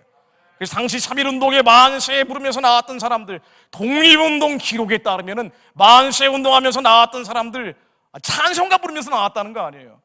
공식적인 한국인들의 호소라고 돼 있는, 이게 공식적인 독립운동 조직위원회에서 만든 호소문을 보면은 하나님께 대한 탄원, 기도문으로 돼 있어요. 3.1운동의 결과로 나왔던 상해 임시정부 역시 마찬가지입니다. 상해 임시정부의 초대 대통령이 이승만이었잖아요. 기독교인들이 주도를 하다 보니까 이 상해 임시정부의 임시정부 헌법 헌장이라 그랬죠. 당시에는 이 임시정부 헌장을 보면 이렇게 표현되어 있습니다. 이 나라는 신인 일치로 중에 협응하여 신의 의사의 건국한 정신의 세계에 발휘한다. 신의 국의 건설에 귀한 기초니라. 옛날 표현으로 되어 있지만 한마디로 뭐냐면요, 신인 일치로 중에 협응하여, 이 나라가 앞으로 세워진 나라는 말이죠, 하나님이 세우시는 나라가 되어야 된다는 거예요. 여기에 다양한 신들을 믿는 사람들이 일부 개입을 했어요. 근데 주도하는 사람들이 기독교인이 있기 때문에 이 신은 하나님을 얘기하는 만군의 여호와였다고요. 이 나라는 만군의 여호와의 이름으로 만들어져야 된다. 그리고 기독교인들이 역시 중심이 돼서 한인 총대표회의라는 것을 3.1운동 이후에 미국에서 겪게 되는데요, 미국 정부에게 호소하기 위해 간 겁니다. 이 호소문에는 더 노골적으로 기독교적 세체를 드러냈어요. 이 나라가 독립하려는 이유는요, 미국에게 호소하는 거예요. 왜 일제로부터 자유로워져야 되는 거 아니? 아시아의 민주화 그리고 자유를 회복하는 것이기도 하고, 이 나라가 일제로부터 자유로워지는 이유는 기독교를 전 세계에 보급하기 위함입니다. 이 나라는 세계의 선교를 하기 위해 독립하려고 합니다. 대한민국이 만들어진 기초에는 기도가 있었습니다. 일제 36년이나 불리는 시기 동안 많은 선교사들이, 순교자들이, 기도자들이 부르짖은 거예요. 살려달라고, 도와달라고, 구해달라고. 살려주고 도와주고 구해주시기만 하면 전 세계의 기독교를 보급하겠습니다. 일제의 칼날이 더 엄혹해질수록 하나님을 향한 호소는 더 강력해집니다. 물론 마지막에 신사참배를 했어요. 1938년 9월 19일 날 장로교가 신사참배를 하면서 하나님께 범죄했습니다. 이것으로 인해서 분단과 전쟁이 일어났다고 해석하는 사람들도 많죠. 맞아요. 그럴 가능성이 많아요. 집단적으로 하나님께 배도했기 때문에. 그런데 이 와중에도 끝까지 신앙의 절개를 버리지 않았던 교회들이 있었어요. 한민족의 성결한 명맥들을 유지하면서 50여 교회가 폐쇄되고요, 200여 개의 교회가 폐쇄되면서 50여 명의 교육자들이 순교했다고 나옵니다. 주기철 목사님 같은 분들, 주님이 십자가를 어디다 벗어놨냐라고 하면 내가 무엇이나 주님께 심판대 앞에서 자백하리요. 마지막 신앙의 절개를 가진 분들이 남아 있었던 거예요. 예를 들면 박관준 장로라는 분도 있습니다. 아마 박관준 장로는 잘 모르실 수 있습니다. 이분은 조선의 엘리야라고 불리는 분이에요. 의사의 아들로 만석군, 지금으로 따지면 재벌 2세였습니다. 하나도 부러울 게 없는 분이었어요. 그런데 이분이 신사참배를 강요하는 일제를 보고 이대로 있을 수 없다라고 저항하기 시작하는데요, 나중에는 저항하다가 감옥에서 풀려나기를 반복해 오다가 결국은 동경, 일본의 도쿄까지 건너갑니다. 동경의 제국의회가 열리는데 여기에 팜플렛을 만들어서 일본의 국회의원들을 향해서 뿌렸어요. 그러면서 얘기하기를 뭐라 그랬냐면, 이 팜플렛에 너희를 일본의 천황이 신이라 그러는데 태양신이라 얘기하는데 여기다 단을 쌓아봐라. 너희들이 단을 쌓고 내가 단을 쌓아서 어디에 불이 붙는지 보아라. 내가 쌓은 단에 불이 붙을 것이니 오직 만군의 여호와 승리의 하나님이시다. 박관준 장로가 했던 얘기예요. 난리가 났죠. 완전히 거기서 뭐 집단 린치가 가해지면서 온갖 고문을 다 당하고 결국은 1945년 광복되기 몇 달 전에 감옥에서 죽기 직전에 풀려납니다. 근데 이분이 워낙 하나님이 많이 열어주셔가지고요, 광복되기 6개월 전에 감옥 안에서 이런 예언을 하셨대요. 일제는 망한다. 왜 망하냐면은 하나님의 대적하여 높아진 태양신 체제이기 때문에. 인간을 신으로 만들어 놓은 저 태양신 체제는 망할 수밖에 없는데, 하나님이 내게 주신 감동은 아마 이번 여름 지나기 전에 망할 거야 라고 예언을 하셨대요. 그러면서 아마 불로 심판을 받을 거야. 근데 실제로 8월 15일 날 히로시마 나가사키에 핵폭탄이 떨어지면서 일제가 망했죠. 박관준 장로의 예언이 그대로 맞아떨어진 겁니다. 하나님이 마지막까지 순교하는 자들, 마지막까지 절개를 지키는 자들 보존시켜 주셨어요. 저희 처가가 전남 나주 분들이신데요, 일제시대에 순교하신 분들이 그 집안에 계십니다. 마지막에 일제 말기에 기도를 못하게 하니까, 예배를 못 드리게 하니까 항아리를, 큰 항아리를 땅속에다 묻어가지고 항아리 안에서 기도했대요. 근데 나라와 민족을 위해 기도했답니다. 이 민족에게 하나님 물을 자유로 달라고. 근데 그러다 걸렸대요. 그래서 돌아가신 분들이에요. 이런 분들이 남아 있었던 거예요. 전국에 바르게 무릎 꿇지 않은 7,000명, 우리는 다 끝나버렸다, 다 신사참배하고 하나님께 배도했다라고 일반화시킬 수가 있지만 그렇지 않고 죽어가는 자들, 마지막까지 신앙의 절개를 지키는 자들이 남아 있었던 거예요. 특히나 해외에 있는 분들이 있었던 겁니다. 그러다 보니까 광복이 되니까요, 완전히 달라진 거예요. 한쪽은 하나님이 살아계신 무슨 36년 동안의 어목한 시결을 허락하셨겠느냐, 하나님은 없다, 우리의 광복은 우리 힘으로 한 것이다라는 인본주의자들이 있었어요. 이들이 이른바 사회주의, 공산주의, 독립운동 계열입니다. 그리고 또 한쪽은 아니야, 이 광복은 우리가 한 것도 있지만 하나님이 초월적 역사를 이루신 거야, 하나님께 영광을 돌리는 그룹들이 있었습니다. 근데 이게 광복이 되니까요, 그때는 섞어서 다 일제라는 공통의 적을 가지고 싸우다가 광복이 되니까 영적으로 쫙 갈라진 거예요. 하나님의 아이 된 사람들은 남쪽으로 내려오고 하나님을 모르던 사람들은 북쪽으로 올라간 겁니다. 영적으로 갈라진 거예요. 남북의 분단은요, 사실은 영적인 분단입니다. 그래서 위성으로 사진 찍어보면 이렇게 나오잖아요. 남쪽은 환하고 북쪽은 까맣게 나와요. 전력의 차이도 해당되지만 사실은 영적으로 빛이 있느냐 없느냐의 차이예요. 하나님을 아는 백성들이 모인 곳과 하나님을 거부하고 인간을 신으로 만들어버린 태양신 질서가 있는 곳은 어떻게 될 것인지 70여 년이 지난 뒤에 확연하게 드러나고 있는 겁니다. 남한은 풍요를 이뤘지만 북한은 저주와 질곡 속에 여전히 갇혀있게 된 거예요. 이러다 보니까 남쪽에 모였던 사람들은요, 하나같이 어떤 나라 만들어야 되느냐고 얘기했는 거 아니에요. 이승만은 당연히, 이 양반은 평생의 꿈이 기독교로 나라 세우는 거예요. 기독교 입국론, 기독교 아니면 나라 세울 수 없습니다. 오직 우리가 믿을 것은 예수 그리스도 이름으로 나라 세우는 것밖에 없습니다. 심지어 상해 임정의 마지막 정통성을 지켰던 백범 선생마저도 이분도 기독교인이었잖아요. 백범을 가지고 왜곡하는 사람들이 많은데요, 백범일지를 읽어보세요. 여기 백범일지의 3분의 1 정도는 공산주의자들하고 싸운 얘기밖에 없어요. 근데 마지막에 남북 협상할 때 이분이 전략적인 미스테이크를 했지요. 그러나 이걸 가지고 마치 공산주의의 비조인 것처럼 왜곡하는 사람들이 많은데 절대 아닙니다. 이분은 기독교인이고 공산주의와 싸웠던 분들이에요. 그래서 백범 김구도 1945년 11월에 정동 제1교회에서 어떤 나라를 만들어야 되는지 집회를 할 때 우리가 해야 될 것은 경찰서 10개 만드는 것보다 교회야 나라를 세우는 겁니다. 예수 이름 알으면 나라 못 세운다 그랬어요. 김규식 선생, 나중에 북한에 의해서 강제로 북송된 분이죠. 상해 임정의 부수반이었던 분입니다. 우리가 침략받지 않는 강대국이 되려면 성경책 위에 나라 세워야 됩니다. 아니, 이분들이 너무 고생을 하다 보니까 하나님이 없으면 살 수 없는 걸 깨달았던 거예요. 신앙의 정도 차이는 있었을지 모르지만, 그리고 북한에서 신앙의 혹독한 탄압을 겪었던 분들, 북한 출신의 목회자들, 한경진 목사님, 이윤영 목사님, 이런 분들은 전국을 돌아다니면서 북한은 여러분들 사회주의 공산주의가 뭔지 모르지만 이거는 그냥 교회 없어지지 않은 체제입니다. 교회가 다 불타버리고 내려왔습니다. 나는 우리는 남한에서 교회 세워서 예수 이름으로 나라 세웁시다. 한경진 목사님, 이윤영 목사님이 하고 다녔던 얘기들이에요.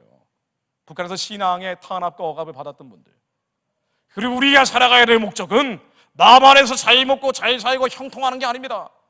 우리는 반드시 남한을 부흥시켜서 북한을 열고 만주 가서 복음 전합시다. 사실은 제가 어릴 때 그런 교회 다녔어요.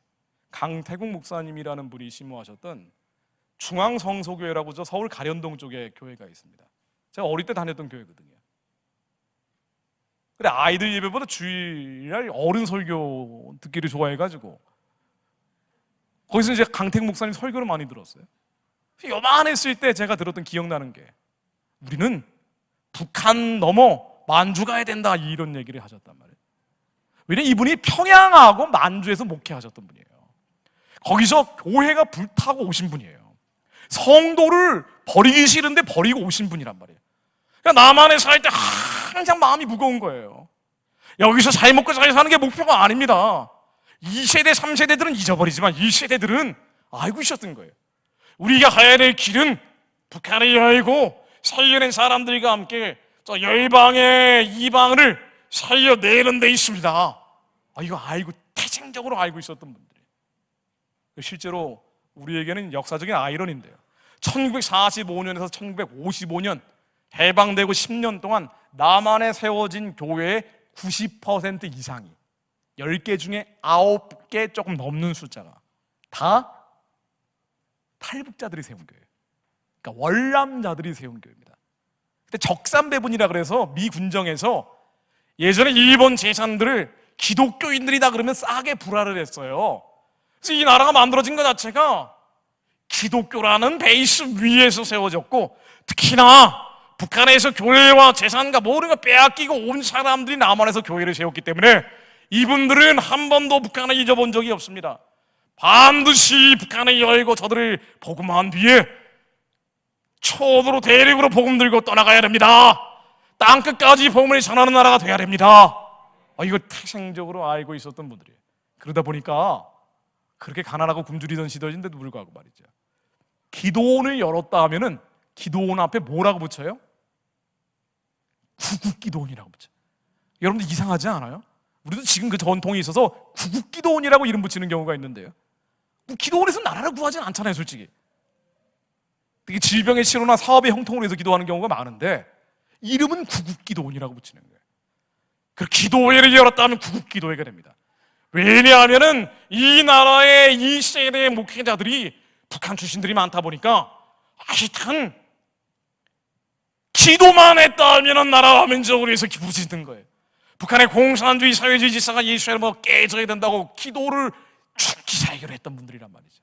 그러니까 이런 전통이 있어서 한국에 교회가 부흥을 하고, 그 부흥한 교회 위에 대한민국이 1948년 5월 30일 드디어 초대 국회를 열기 시작하는데, 초대 국회를 열 때 198명의 초대 국회의원들이 모두 일어나서 예수 그리스도 이름으로 기도하며 시작을 합니다.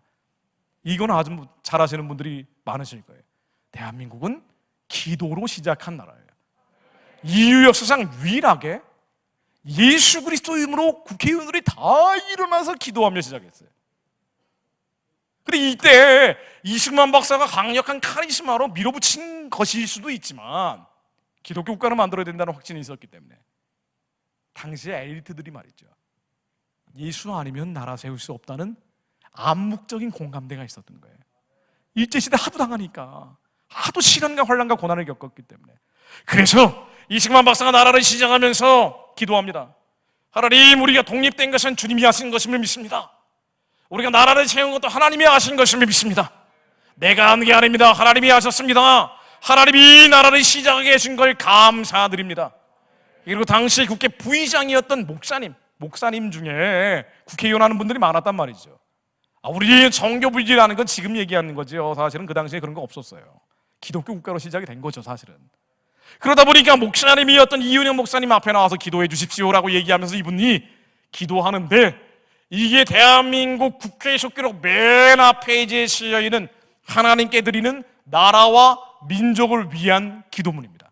그러니까 대한민국이 공식적으로 처음 만든 기록이 바로 기도문이에요. 마치 머리에 인을 하듯이 이 나라에 시작할 때 도장으로 꽝 찍어버린 거예요. 하나님께 나라와 민족을 드려버렸다고. 그러면서 기도하기를, 하나님, 이 나라와 민족이 오직 주님의 통치받는 나라가 되게 해주십시오. 그리고 구하옵나니 하나님, 우리에게 제발 복을 주세요.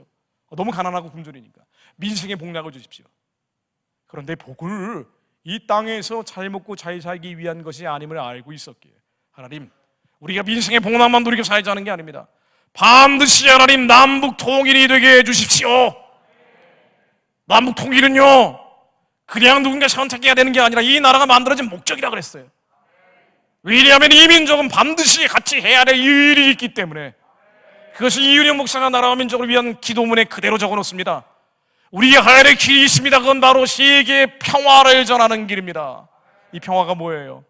이승만이 계속 젊을 때부터 했던 얘기기도 하고요, 임시정부 헌장에 나온 얘기기도 하고요, 폐하대 폐하회의에서 미국의 한국인들의 호소문에 들어가 있는 얘기기도 하고요. 이 나라가 독립을 얻게 되면 해야 될 일이 세계에 복음을 전하는 것, 예수 그리스도의 평화를 전하는 것입니다. 이렇게 기도하고 대한민국이 시작합니다. 그래서 다른 나라에는 없는 특이한 헌법 조항 2가지를 집어넣었어요. 이게 대한민국 헌법 3조와 4조입니다. 대한민국 헌법 1조는 법을 잘 모르는 분들도 아실 거예요. 민주공화국이라고 되어 있죠. 근데 민주공화국이 남한 사람들만 누리고 사는 게 아니라 대한민국 헌법 3조, 대한민국의 영토는 한반도와 그 부속도서로 한다. 무슨 뜻이에요? 우리가 이 나라를 그려보라고 애들한테 시키면은요, 한반도 남쪽만 그리는 애들은 없습니다. 한반도를 그리죠. 그러니까 대한민국의 영토는 남쪽만이 아니라 한반도 전체라는 거예요. 그럼 한반도 위쪽에 있는 북한 정권은 뭐냐? 쉽게 말하면 불법적인 정권이라는 거예요. 괴뢰 정권이라는 거예요. 헌법상으로는 반국가라는 채라고 규정이 됩니다. 그래서 이 반국가라는 채의 북한을 어떻게 할 것이냐? 헌법 4조에서 우리는 반드시 평화 통일을 해야 되는데 목표가 있다. 자유민주적 기본 질서에 의한 평화 통일이다.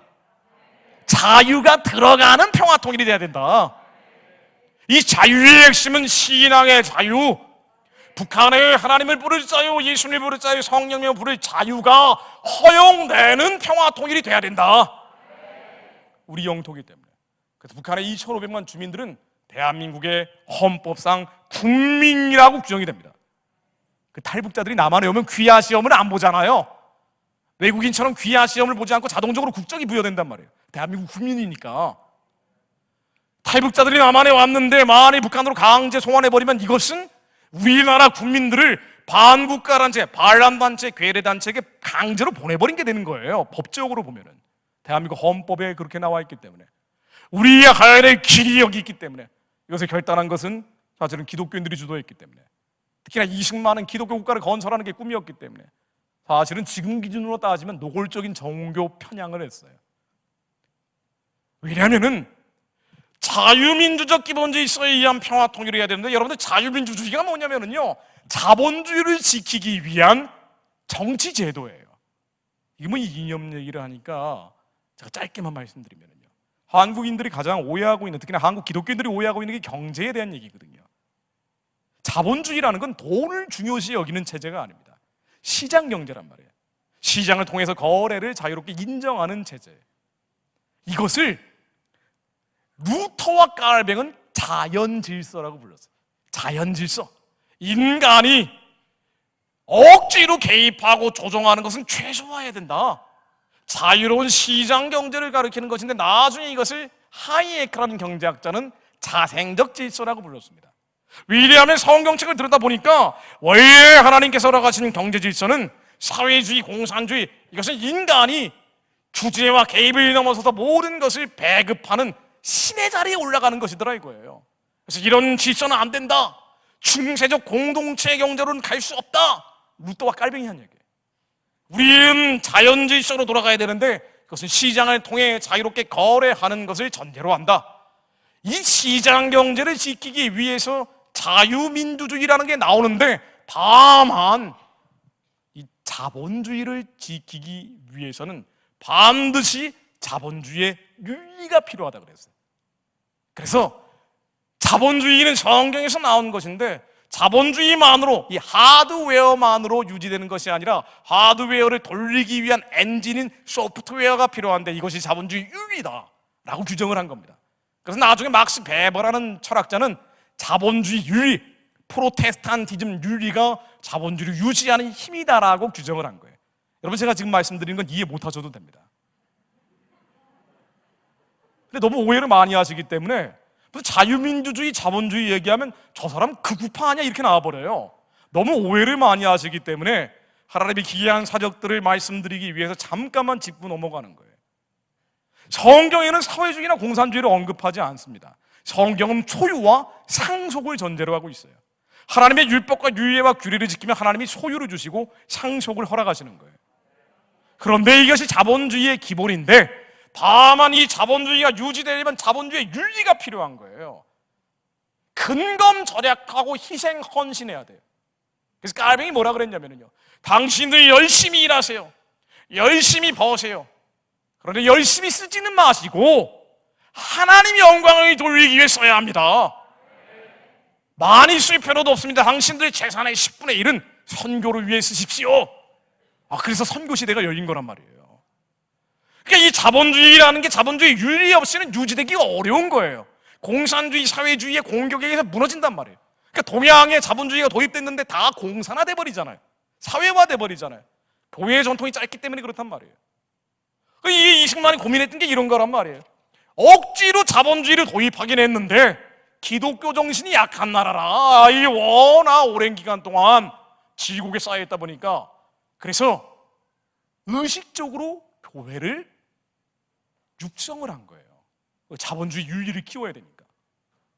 그래서 경목제도, 경찰 목사, 형목제도, 형무소 목사, 군목제도, 군사 목사, 이게 불교에 나오는 불교의 경목, 형목, 군목에 해당되는 것보다 30년 전에 만들어서 도입을 합니다. 기독교 방송을 만들어서, 기독교 방송은 불교 방송 만들어지기 전에 36년 전에 만들어졌어요. 기독교 방송을 통해서 노골적으로 선교를 합니다. 크리스마스를 공식 경휴일로 정해서 크리스마스가 되면 대통령이 나가서 설교를 해요. 이승만이 원래 설교를 같이 했거든요, 하와이에서. 예수만이 그리스도라는 걸 대통령이 얘기하는 거예요. YMCA, YWCA를 전폭적으로 국가가 지원합니다. 왜냐하면 자본주의가 유지되려면 자본주의 윤리가 필요한데 이것은 교회가 부응하지 않으면 불가능하다가 본 거예요. 그 집단적으로 전도하는 일들을 이승만이 의지를 발동해서 하기 시작합니다. 그러다 보니까 장관, 차관 임명할 때도요, 기독교인들이 압도적으로 많았어요. 당시에 복음화 비율이 사실은 3% 미만이었대요. 지식인들만 기독교인들이 많았단 말이에요. 그런데도 불구하고 장관 중에 42%가 기독교인이에요. 목사님들도 많았다고. 기독교만이 이 나라가 살 길이라고 여겼기 때문에 자본주의를 유지하기 위한 자본주의 윤리, 기독교 정신을 불어넣기 위해서 의지를 가지고 노력을 하는데, 마침 이 기독교 정신, 자본주의 윤리, 프로테스탄티즘 윤리는 내가 아니라 남의 유익을 구하는 사랑의 마음이거든요. 정말 다행스러웠던 일은 당시 한국 교회의 90% 정도가 월남자들, 탈북자들이 만든 교회이기 때문에 이분들은 대생적으로 나의 유익이 아니라 남의 유익, 나라와 민족을 위해 기도하는 게 훈련됐던 분들이에요. 북한의 2,500만 동포들을 살려야 된다, 저들을 해방하고 구원해야 된다, 북한 무상숭배의지는 무너져야 된다, 평화적으로 하나님 무너뜨려 주십시오, 기도했던 사람들이 한국 교회를 끌고 나갔던 거예요, 다행스럽게. 그래서 이 양반들이 나라가 어려울 때만 되면, 힘들 때만 되면, 괴로울 때가 되면 그냥 무조건 광장으로 몰려 나온 겁니다. 광장에 몰려 나와서 하나님께 호소한 거예요. 살려달라고, 구해달라고, 도와달라고. 그래서 이 자본주의가 공산주의, 사회주의에서 무너지기 전에 기독교인들이 먼저 나와서 나라와 민족을 위해 부르짖으니까 하나님께서 불쌍히 여기셔서 위기시마다 그 위기를 넘게 해주신 거예요. 이승만은 계속 선포하는 사람이었습니다. 대통령은 뭔가 아니에요. 지도자는 뭔가 아니, 말로 방향을 얘기해 주는 사람이죠. 이승만은 나만만 잘 먹고 잘 사는 게 나라가 만들어진 목표가 아니라 그랬어요. 이 나라가 가야 될 길은, 이 나라가 해야 될 일은 반드시 우리가 부응을 해서 북한의 공산주의 독재 체제가 평화적으로 무너지게 하고, 완력이나 폭력이나 무력, 사실은 정치적 수사로 그런 표현이 나올 때도 있었지만 6.25 직후니까 사실은 그럴 힘도 없었고요. 하나님이 개입하셔야 된다, 하나님이 말씀으로 한반도에 임하셔야 된다고 믿었죠. 그래서 6.25 사변이 일어나고 나서 7월 26일 날 종전선언이 맺어질 때, 평화협정도 아니고 종전선언이 맺어질 때, 그 휴전협정 조인 시기 때 이승만은 남한 국민들이 아니라 북한 사람들을 향해서 연설합니다. 한 번도 잊어본 적이 없는 거예요. 왜냐하면 우리는 휴전선 남쪽에 갇혀 사는, 섬처럼 갇혀 살아야 될 운명을 가진 사람들이 아니에요. 북한 사람들을 살려내서 살려낸 사람과 함께 대륙으로, 초원으로 복음 전함에 뻗어가야 될 운명을 가진 사람들이라고요. 우리는 예수님 오실 길을 예비하기 위해 하나님께서 마지막 때 기름 부으셔서 특별히 수많은 순교자들의 핏값을 치르고 기도 속에서 태어난 나라거든요. 20만 건 알고 있었던 거예요. 그래서 이렇게 얘기합니다. 북한 동족들이 당분간 공산 독재에서 어려움을 겪을 것을 알고 있습니다. 그러나 저는 선포합니다. 동포여, 희망을 버리지 마시오. 당신들이 당분간은 어려움을 겪을지 모르지만 우리는 절대로 당신들을 잊지도 않을 것이고 버리지도 않을 것입니다. 실제로 잊지도 않고 버리지도 않고 계속 기도했어요. 당시 한국교회는요, 그렇게 가난하고 어려운 시절인데도 북한의 우상숭배 체제가 평화적으로 무너지라고 기도했습니다. 다시는 6.25 같은 전쟁이 아니라 저들이 스스로 자기들이 파놓은 함정에 빠져 망하라 그랬어요. 왜냐하면 하나님 자리에 기비성이 올라가 있거든요. 이건 안 된다는 거예요. 그래서 노예살이하고 있는 북한의 2,500만 동족들이 살려주십시오. 이 기도를 하고 실제로 하나님의 계속했던 북한 정권은요, 만들어질 때부터 우상숭배 체제로 만들어졌죠. 기비성의 항해 무장 투쟁을 신화로 만들어버렸어요. 그러면서 나중에 신의 자리에 올라가 버립니다. 김일성, 김정일 동상이 평양 만수대에 있는 거 말고도요, 저게 평양 만수대에 있는 유명한 23m짜리 동상이고 여기에 쏟아부은 금값만 무려 20억 원어치가 된다 그래요. 이 동상 말고도 북한의 김일성 동상이 몇 개 있는지 대충 아시죠?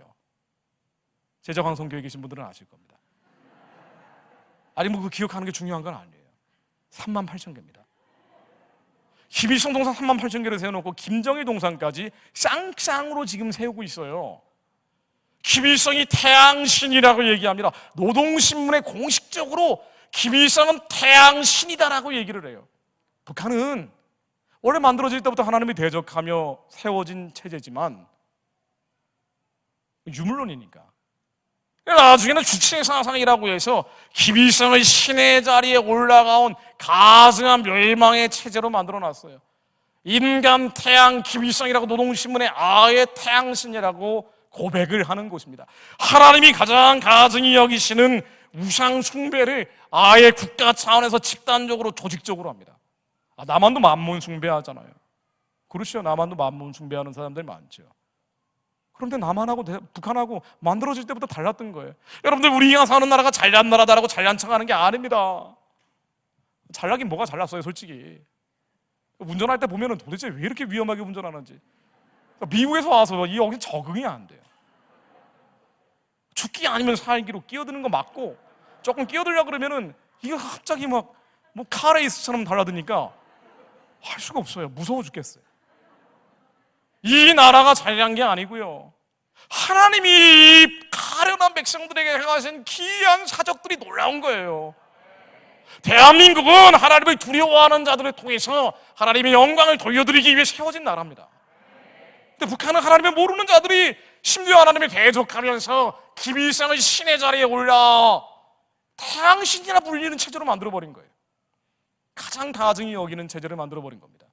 그리고 태양신 체제에 저항하는 자들, 이른바 하나님을 아는 지하에서 몰래 신앙 가지고 있는 이들을 철저히 잡아 죽이기 위해서 정치범 수용소라는 걸 만들어 23만 명을 가둬버린 겁니다. 만들어질 때부터 달랐다고요. 대한민국은 잘못 태어난 나라, 친일파들이 만든 나라고 북한은 항해 무장투쟁을 통해 만들어진 나라다. 이게 얼마나 어이없는 얘기예요. 역사적인 팩트를 떠나서요, 하나님을 모르니까 하는 얘기예요. 기독교인들도 이러고 있다는 것은 그만큼 우리 안에 거짓과 낭설들이 많다는 얘기입니다. 사실은 저는 충분히 공감은 합니다. 왜냐하면요, 저희 아버님이 전남 해남 출신이세요. 저희 어머님이 전남 강진입니다. 저희 처는 전남 나주예요. 저는 전라남도 진골은 못 돼도 육두 품은 되는 사람이에요. 저희 친척 중에 광주 5.18 때 어려움 겪은 분들도 계세요. 그러니까 저는 어릴 때부터 항상 들었던 얘기가 이 전두환 정권에 대한 적개심이에요. 밥 먹을 때는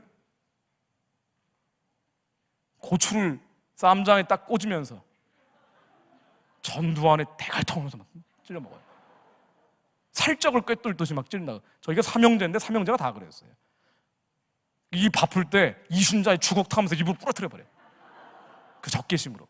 그러다 보니까 형님들이 386 세대인데 대학 들어가니까 맨날 데모만 하잖아요. 그때는 그 당시에 뭐 데모하는 게 너무나 일상적이니까 그 영향을 받아가지고 저도 운동권 노래 부르면서 뭐 피와 살이 어쩌고 뭐 맨날 그런 노래만 불렀단 말이죠. 애를 모아놓고 주한미군 철수를 왜 해야 되는지 주입식 교육하는 게 제 특기였어요. 가스라테프트 조약부터 시작을 해가지고 왜 이 나라가 이 미국의 식민지 상태인지를 아이들이 이해도 못하는데 주입하느라고 너무 많은 애를 썼습니다. 그러다가 중3 때 밤에 북한 방송이 들려요. 새벽 2시쯤 되면 북한 방송이 들리거든요. 제가 중3 때 북한 방송을 들었어요. 김일성 장군 노래, 김정일 장군 노래 불렀다고요.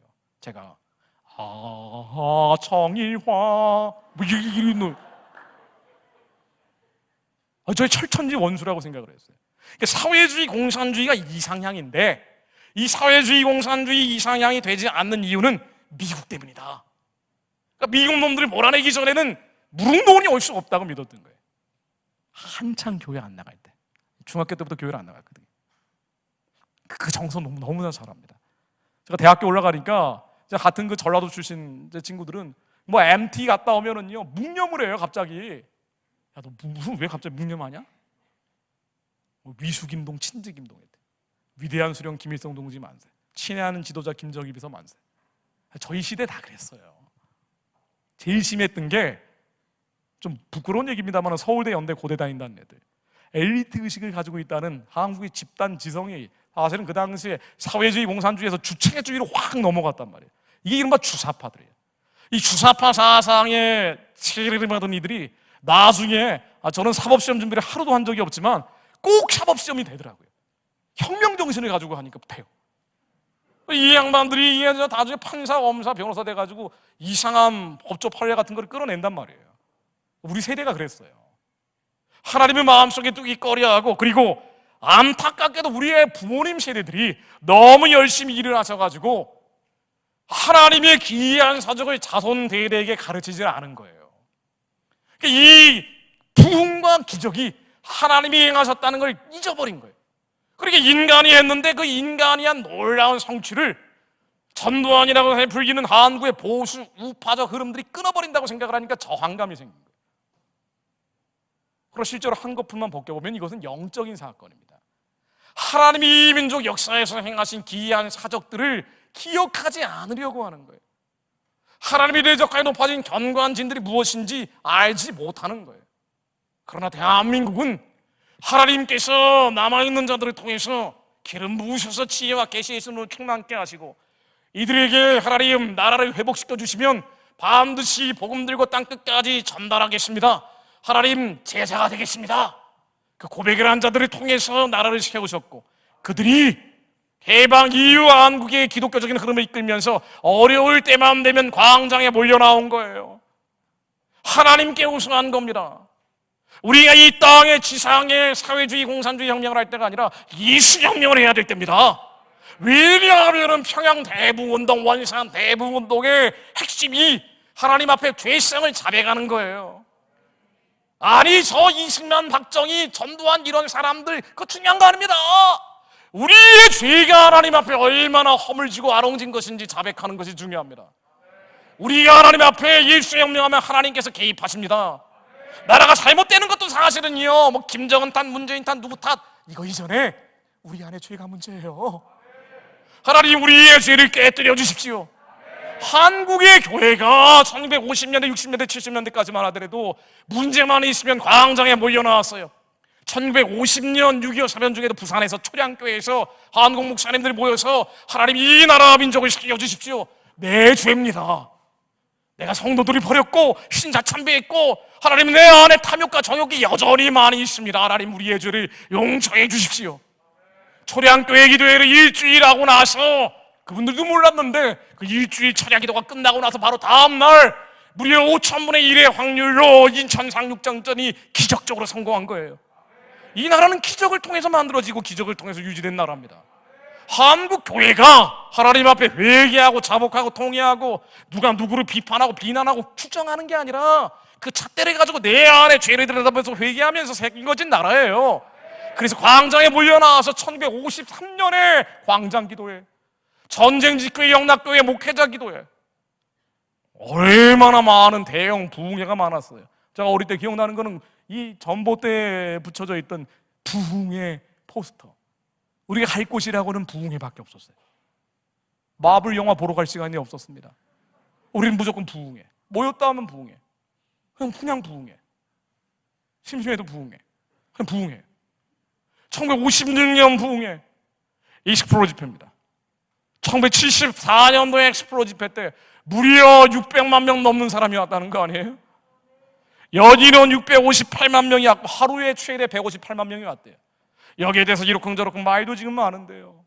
뭐 이것이 인본주의고 어쩌고저쩌고, 아니 뭐 이런 거 다 떠나가지고 사람들이 나와서 하나님 앞에 회개한 거예요. 하나님 말씀 앞에 지존자의 그런 전능자의 나에게 아래서 이들이 들어가지 못하는 것은 하나님 내 죄입니다. 당시에도 나라에 얼마나 문제가 많았겠어요. 박정희 대통령이 한 일도 많지만 사람들이 좀 피곤하게 했거든요. 새벽부터 일어나가지고 새마을 운동하라고 그러고, 이거는 참 개인의 자유로 좀 억압하는 것 같기도 하고.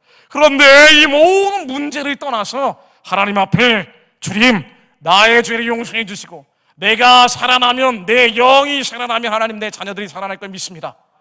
이 가정이 회복될 것을 믿습니다. 이 나라 민족이 하나님 남아있는 10명의 의인들로 인해 회복될 것을 믿습니다. 그리고 하나님 내가 힘들고 괴롭고 아프지만 에스겔 34장 4절로 하나님 저희가 이 죄를 짓지 않게 해주옵소서. 너희가 그 연약한 자를 강하게 아니하며 병든 자를 고치지 아니하며 상한 자를 싸매주지 아니하며 쫓기는 자를 돌아오게 하지 아니하며 잃어버린 자를 찾지 아니하고 다만 포악으로 그것을 다스렸도다. 하나님 내가 제일 힘들고 괴롭고 아프다는 이유로 하나님께서 이렇게 많은 풍요와 번영을 허락하셨는데도 불구하고 남들과 비교해서 상대적인 열등감과 상대적인 박탈감과 그리고 자기 연민에 빠져서 절대적인 고통과 고난과 어려움 가운데 있는 마음이 아픈 자들, 병든 자들, 상한 자들 내가 버려두고 그들이 울고 있는데 함께 울지 못했던 죄를 용서해 주옵소서. 북한에 잃어버린 2,500만 동족들이 저렇게 학살당하고 살육당하고 있는데 전 세계에서 노예가 가장 많은 곳이 북한이랍니다. 호주에 노예 지수를 발표하는 국제기관에서 가장 많은 노예가 있는, 무려 250만이 노예로 있는 곳이 북한이래요. 2,500만이 북한 주민인데 수용소에 있는 사람이 23만 명인데 정치범 수용소 말고도 각종 수용소에 들어가 있는 사람들이 많을 때는 100만 명이 넘는다는 거예요. 아니 그러니까 이 북한이라는 곳은 평양에 있는 특권층 말고는 다 짐승처럼 부림받는 곳이에요. 우리가 아무리 인도적 지원자라고 북한에 물자를 줘도 가장 굶어 죽어가는 수용소에 있는 사람들한테는 가지 않는 곳이 북한입니다. 하나님 저 노예들을 해방하고 구원하여 주십시오. 저들이 포갑하고 있는 기비성 신정체제가 예수의 이름으로 무너지게 하옵소서. 우리보다 훨씬 가난하고 굶주리던 1970년대에도 우리 믿음의 선조들은 그렇게 기도했어요. 자, 예를 한번 들어보죠. 이 74년 엑스플로 집회입니다. 예수혁명이라고 돼 있죠. 우리는 지금 한국 사회가 갑갑하고 답답하다고 사회혁명을 하려고 해요. 아니 세상의 혁명은요 세상 사람들이 하는 거예요. 그리스도인들은 내 안에 예수의 혁명을 꾀하는 자들입니다. 내 안에 죄악들이, 음란들의 탐심들을 다 끊어버린 자들이에요. 하나님의 나라를 내 안에 이루고 하나님의 나라가 내 안에서 흘러넘쳐서 자녀들에게 흘러가게 하는 사람들입니다. 그러니까 예전에 구한말에 그 가난했던 무당, 기생, 버려진 창기들이 이 나라가, 이 민족이 하나님께 쓰임받기를 위해 기도했던 것처럼 당시에 한국의 믿음의 선조들도 적어도 1990년대까지는요 내 유익이 아니라 남의 유익을 위해 기도했어요. 월남자들이 세운 교회라 그랬잖아요. 탈북자들이 세운 교회란 말이에요. 이 사람들은 고향을 잊을 수가 없는 거예요. 그래서 북한에 핵무기 만든다 그러니까요. 북한에 핵무기를 만든다 그러니까 1994년 6월 25일에 어마어마하게 또 모였어요. 이게 거의 한국교회가 대부흥운동 마지막입니다. 94년 이후에는 거의 없어져 버렸어요. 이 94년 6월 25일에 왜 모였냐면요 북한에 핵무기 만든다고 모인 거예요. 있을 수가 없는 일입니다. 우리가 빨리 미수복 지역을 회복해야 되는데 아니 내 교회가 원산에 있는 다 공산주의자들이 불태우는 걸 보고 왔는데 우리 성도들이 죽창에 찔려 죽는 걸 보고 온 사람들인데 저들이 핵무기를 만들어서 남한까지 공간에 협박하고 이제 아예 집어삼키려고 한다는 걸 알게 된 거예요. 이게 1차 핵위기입니다. 그랬더니 다 몰려나왔어요. 한국 성도들이 다 몰려나와서 뭐라고 기도한지 아십니까? 아주 원초적이고 원색적으로 기도했다고요. 하나님, 주님께서 김일성을 다스려 주십시오. 하나님이 대적하며 자기가 신이라고 주장하고 심지어는 이민족 전체를 핵 전쟁터로 만들려는 주님께서 김일성을 처리해 주십시오. 주님 손에 다 맡겨드립니다. 그랬더니 보름 후에 무슨 일이 벌어진지 아세요? 보름 후에 김일성이 심장마비로 죽었습니다. 역사적인 사실이에요. 7월 14일에 죽었잖아요. 여러분, 지금 한국의 핵 위기라고 얘기합니다. 실제로 맞아요. 5년 뒤에는 북한의 핵무기가 263기가 된다 그래요. 263기가 뭐냐면요, 개수로 얘기하는 건데 미국, 러시아, 중국 다음으로 북한이에요. 핵무기가 이 정도가 되면요 통제가 불가능합니다. 그럼 핵무기가 없는 한국은 어떻게 되는 거 아니? 인질이 되거나 노예가 돼야 된다고 국제정치학에서는 규정이 됩니다. 왜냐하면 핵무기는요 공갈치는 무기예요. 협박하는 무기예요. 그들의 정치적 요구를 관철하기 위해서 공갈 협박하는데 미국이 유사시에 개입하지 못하도록 막는 무기란 말이에요. 천안함 연평도 사건 같은 거를 또 일으키면은요, 예전에는 미국이 치함대를 동원해서 유사시에는 69만 5천 명의 전시 증원 병력을 한반도에 전개할 수 있다고 북한에 엄포를 놓아서 북한이 추가 도발을 못 하는데 핵무기가 저 지경이 돼버리면은요 미국도 움찔하는 거예요. 왜냐하면은 북한의 핵무기 한 발만 날리면 아니 시애틀 같은 도시가 날아갈 수 있단 말이에요. 미국으로선 받아들일 수가 없다고요. 그래서 타협해야 돼. 협상해야 돼. 북한이 돈 달라면 돈 줘야 돼. 쌀 달라면 쌀 줘야 돼. 비료 달라면 비료 줘야 돼. 북한이 원하는 장관 임명하라면 임명해야 돼요. 차관 임명하라면 임명해야 돼요. 이게 북한의 핵무기란 말이죠. 이 북한의 핵무기가 이제는 수습 불가의 상태가 되고 있습니다. 그러나 사실은 정치적인 대안은 없어요. 그냥 잘 지내보자. 이 잘 지내보자는 게 시간이 지나면 지날수록 우리는 북한의 굴종족이 되고 예속적이 되고 북한 체제는 무너지지 않고 주민들은 노예 상태가 계속되면서 한국 역시 남쪽에서 물려오는 젠더주의와 함께 북쪽에서 내려오는 공산주의, 사회주의, 주체 사상의 영향력 아래 더 빨려 들어가면서 교회는 어려움을 겪게 될 거예요. 이게 현실입니다만은 여러분, 현실을 보고 겁먹으면 제가 지금까지 떠든 의미가 아무것도 없어집니다. 여러분, 눈에 보이는 거 보고 두려워할 필요가 없어요. 하나님은 만군의 여호와십니다. 신기의 하나님이세요. 한국의 그리스도인들이 하나님께 호소해서 북한의 어둠과 흑암과 사단의 진이 예수 이름으로 무너질지어다. 저 우상숭배의 진이 평화적으로 망할지어다. 하나님께 호소하면 하나님이 말씀으로 개입하십니다. 우리의 역사가 그렇게 유지되어 왔기 때문이에요. 주님의 기이한 사적이 이 민족 역사에서 계속되어 왔고 그 가운데서 한강의 기적이라는 게 일어났기 때문입니다. 우리는 지금 눈에 보이는 현실이 암담하고 암울하고 사실은요 나라와 민족의 형편까지 갈 것도 없이 우리의 개인적인 삶을 놓고 봐도 아무것도 보이지 않는다고 절망하기 일쑤지만 제가 이 나라와 민족의 믿음의 선조들이 어떤 회개와 회복의 역사를 걸어왔는지 주님의 기이한 사적들을 말씀드린 이유는요,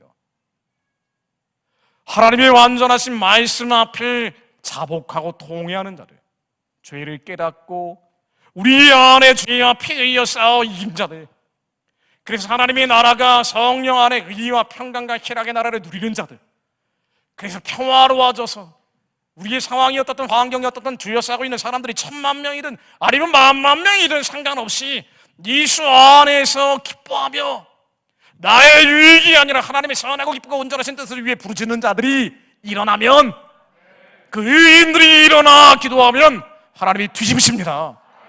우리의 인생을 뒤집으세요. 이 나라와 민족의 형편을 뒤집으시는 거예요. 우리가 싸워야 될 것은 사실은요 내 안에 절망감이에요. 내 안에 낙심낙담입니다. 내 안에 두려움이에요. 예수 그리스도의 명으로 이 모든 두려움들은 떠나갈지어다. 이 모든 절망감들은 사라질지어다. 하나님의 선하고 기쁘고 온전하신 뜻이 무엇인지 하나님 저희들에게 지혜와 계시의 신을 부어주시어 무엇보다 청년들이 분별하게 하옵소서. 청년들이 하나님의 착한 길이 무엇인지, 죽기를 두려워함으로 사단의 종로로 타며 사는 게 아니라 하나님의 착한 일이 무엇인지 분별하여 알고 믿음으로 싸워 이기는 자들, 죄와 싸워 이김으로 세상과 싸워 이기는 자들 되게 하옵소서. 주님 이름 부르며 기도합니다. 하나님, 저희들이 하나님 앞에 말씀 앞에 엎드립니다. 저희들이 완전하신 주님의 말씀 앞에 죄인일 수밖에 없는 자들임을 자백합니다. 우리의 생각, 감정, 기분이 부패하고 타락하고 범죄하고 하나님, 저희들이 추악한 자들이나 주님께서는 죄와 불법과 허물을 돌아보지 않으심을 저희들이 믿습니다. 예수 안에 정죄함이 없음을 믿습니다. 주님 예수의 피로 저희들을 깨끗게 하시고 이 모든 걱정, 근심, 염려와 싸워 이기는 자들 되게 하옵소서. 하나님의 아들이 나타나신 것은 마귀를 멸하기 위함이 알고 있사오니 이 두려움들은 예수의 명으로니 다 떠나갈지어다. 염려증들은 예수의 명으로니 다 떠나갈지어다. 주님 저희들에게 기름 부어주옵소서. 주님의 선한 뜻이 무엇인지 분별하여 알게 하옵소서. 평강 가운데서 이 나라 민족을 위한 부르심을 이루는 자를 고백하는 자를 되게 하옵소서. 주님 이름 세 번 부르며 기도합니다. 주여, 주여.